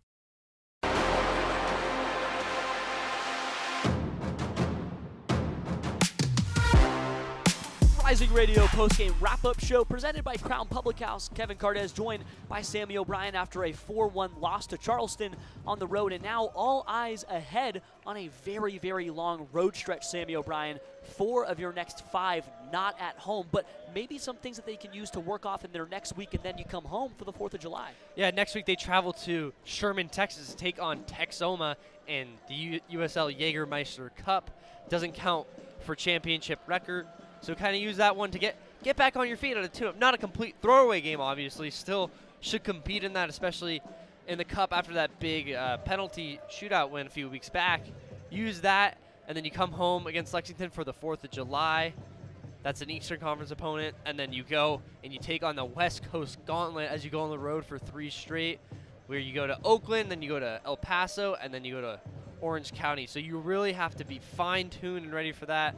And hopefully by then you'll get a couple guys back from Gold Cup duty as well. In Phoenix, they have excelled on the road this year. Tonight, obviously different, but they have 12 points on the road this season, Kevin, which is 3rd best in the league, only behind Tulsa and Charleston. So not all hope is lost, not at all, especially in this wild, wild west. So to you use Texoma as a tune-up, right? You in your last 2 games after a 4-game win streak, your longest in 2-3 years, you have a draw and a loss, so you've snapped your result streak of 6. You use Texoma as a chance to maybe launch pad and get back on the right side of things. You come home for a fireworks show on the 4th of July against Lexington, and then you start your Western Conference Gauntlet. It starts against Lexington at home, and then you play Oakland on the road, and then you play El Paso in the Cup, and then you play Orange County on the road, and then you play Lexington on the road again, and in between there you have a home game. So many moving pieces, but then you start to think about the window. You've brought in Cian Emmers, you've brought in Acela Senge on loan from Galaxy, but tonight the back line was a little shaky. It felt like they needed help. Not in the sense that the guys who started out there weren't enough, but when you look to the bench, there was no one out there besides Emi Quayshow, and just one guy wasn't enough. They had 3 outfield professionals on the bench, and then they had to bring Cyrus Kowal on. To you, what needs to shift, or does nothing need to change, just stay the course? They definitely need a little bit more help, again, with the injuries and everything. It's so unpredictable. This league is so unpredictable. Every game is so much different, so it's also about taking one game at a time, but at the same time, another help back on that back line could not hurt, especially with the weak transition defense tonight, which cost them a couple goals. And to you, so we mentioned it a little earlier in the broadcast, and the theme of the early goings of the season was set pieces, and they're not defending them well, and they're not marking well. And then tonight, they're not man-marking well on the counter. Is it communication? Was it just not being physically ready for it? Because this was a physical game. Guys were on the turf more than they were up on their feet. What shifted there? It felt like they just really weren't physically ready. They weren't all the way up to the test, and Charleston proved they were the more physically fit team. They used that to their advantage, kind of played a little bit of bully ball, were able to get a lot of takeaways from Phoenix and hurt Phoenix on their mistakes. Felt like self-inflicted mistakes sort of ruled the night. Those 4 goals from Charleston came from 2 off the foot of Arturo Rodriguez, 1 from Landry Husso, and 1 from M.D. Myers. The stars of Charleston out in full effect, and Cal Jennings almost had a chance as well, but Aaron Malloy left on the bench. We talked about him a lot and ended up not making an appearance. Charleston only had 27% of the ball in the second half, Sammy, and they scored 3 goals to none for Phoenix. What was the catalyst there? It's just Phoenix. It was just, again, I think kind of comes back to the defense. It was just weak. In Phoenix, obviously they had their opportunities, couldn't convert. But then when they came back on the other end, Phoenix wasn't ready. It was very, very strong counters, and Phoenix really didn't have much going there. And that really hurt them, and especially also a couple mental mistakes as well. You had the Husso goal that really, really came was just salt in the wound of just, yeah, we did not have our best stuff tonight. Salt in the wound. Not their best stuff tonight. Chilling words from Sammy O'Brien. Back with just a little more after one more break on the Rising Radio postgame wrap-up show presented by Crown Public House. We'll take a look at the Western Conference table, a few more of those results as they roll in, as there's 2 very important games occurring now throughout the rest of the night that could impact where Rising sit in the table by the end of tonight. Be back in just a moment.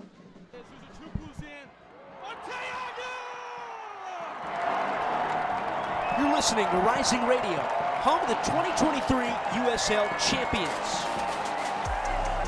Bliss and a burst of red smoke. Phoenix Rising, our home. Welcome to 38th and Washington. Stick around for more as our broadcast continues. Buying a house can seem almost impossible, especially today. But with the right agent in your corner, it makes the challenge seem effortless. Hi, I'm Connor Cochran with Good Oak Real Estate, your go-to agent in the Valley. Whether you're buying, selling, or investing, I'm here to guide you every step of the way. Because finding the perfect home shouldn't be stressful, it should be exciting. Call 480-688-3200 today.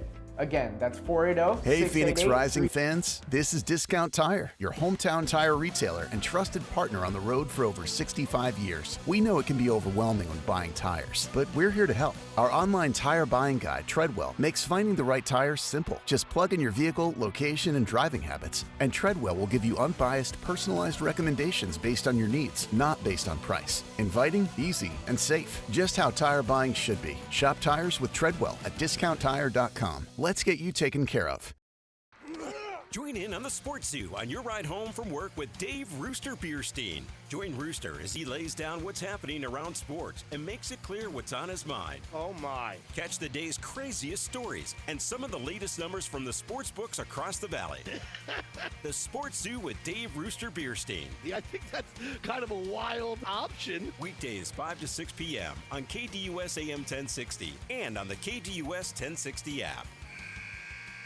You let him try violin because you love him. And if you love him that much, love him enough to make sure he's buckled up and in the back seat. Find out more at nhtsa.gov/the-right-seat. Brought to you by the National Highway Traffic Safety Administration and the Ad Council. This is the Rising Radio post-game wrap-up on the Phoenix Rising Radio Network.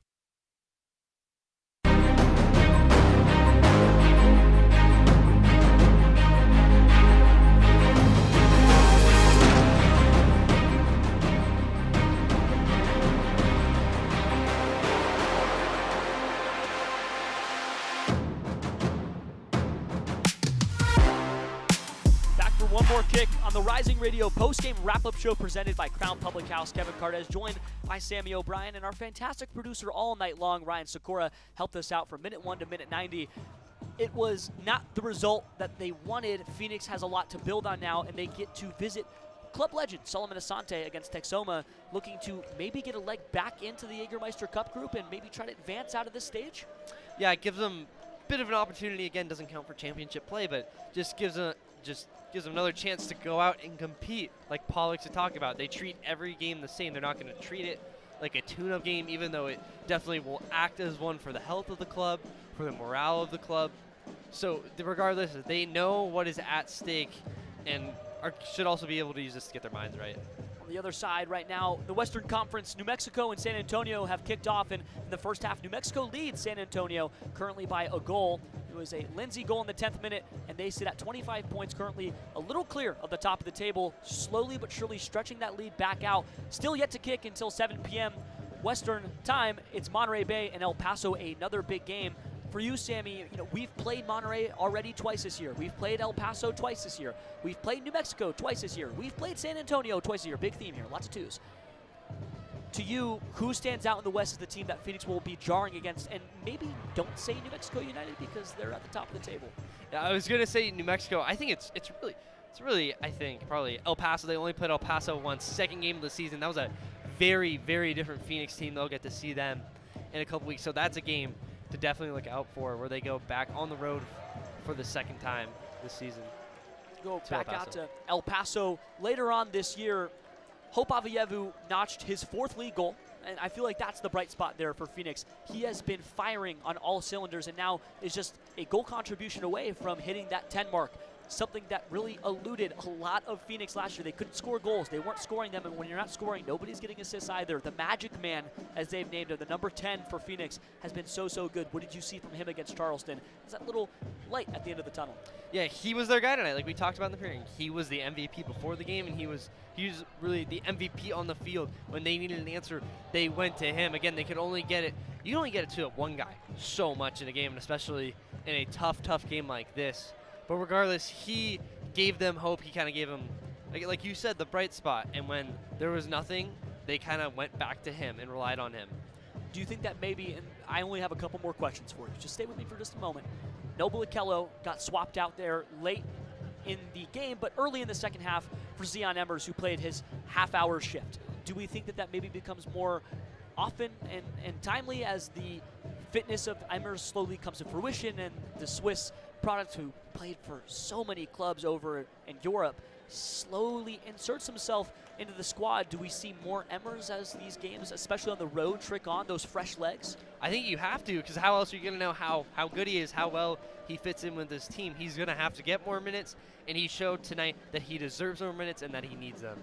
Well, that'll do it for us. It's a 4-1 loss to Charleston Battery and their first trip back to Patriots Point in about a year and a half. Not the result they were looking for, but they have a lot to build on as they go out to Sherman, Texas, and play Texoma FC in their 3rd game of the USL Jägermeister Cup, their interleague competition between USL League One and the USL Championship. From Kevin Cardez, myself, Sammy O'Brien, and our producer Ryan Sikora, we say so long from the bunker in Gilbert, Arizona, as we wrap this one up. Thanks for tuning in tonight on the Rising Radio Network and Rising Radio's X and Facebook pages.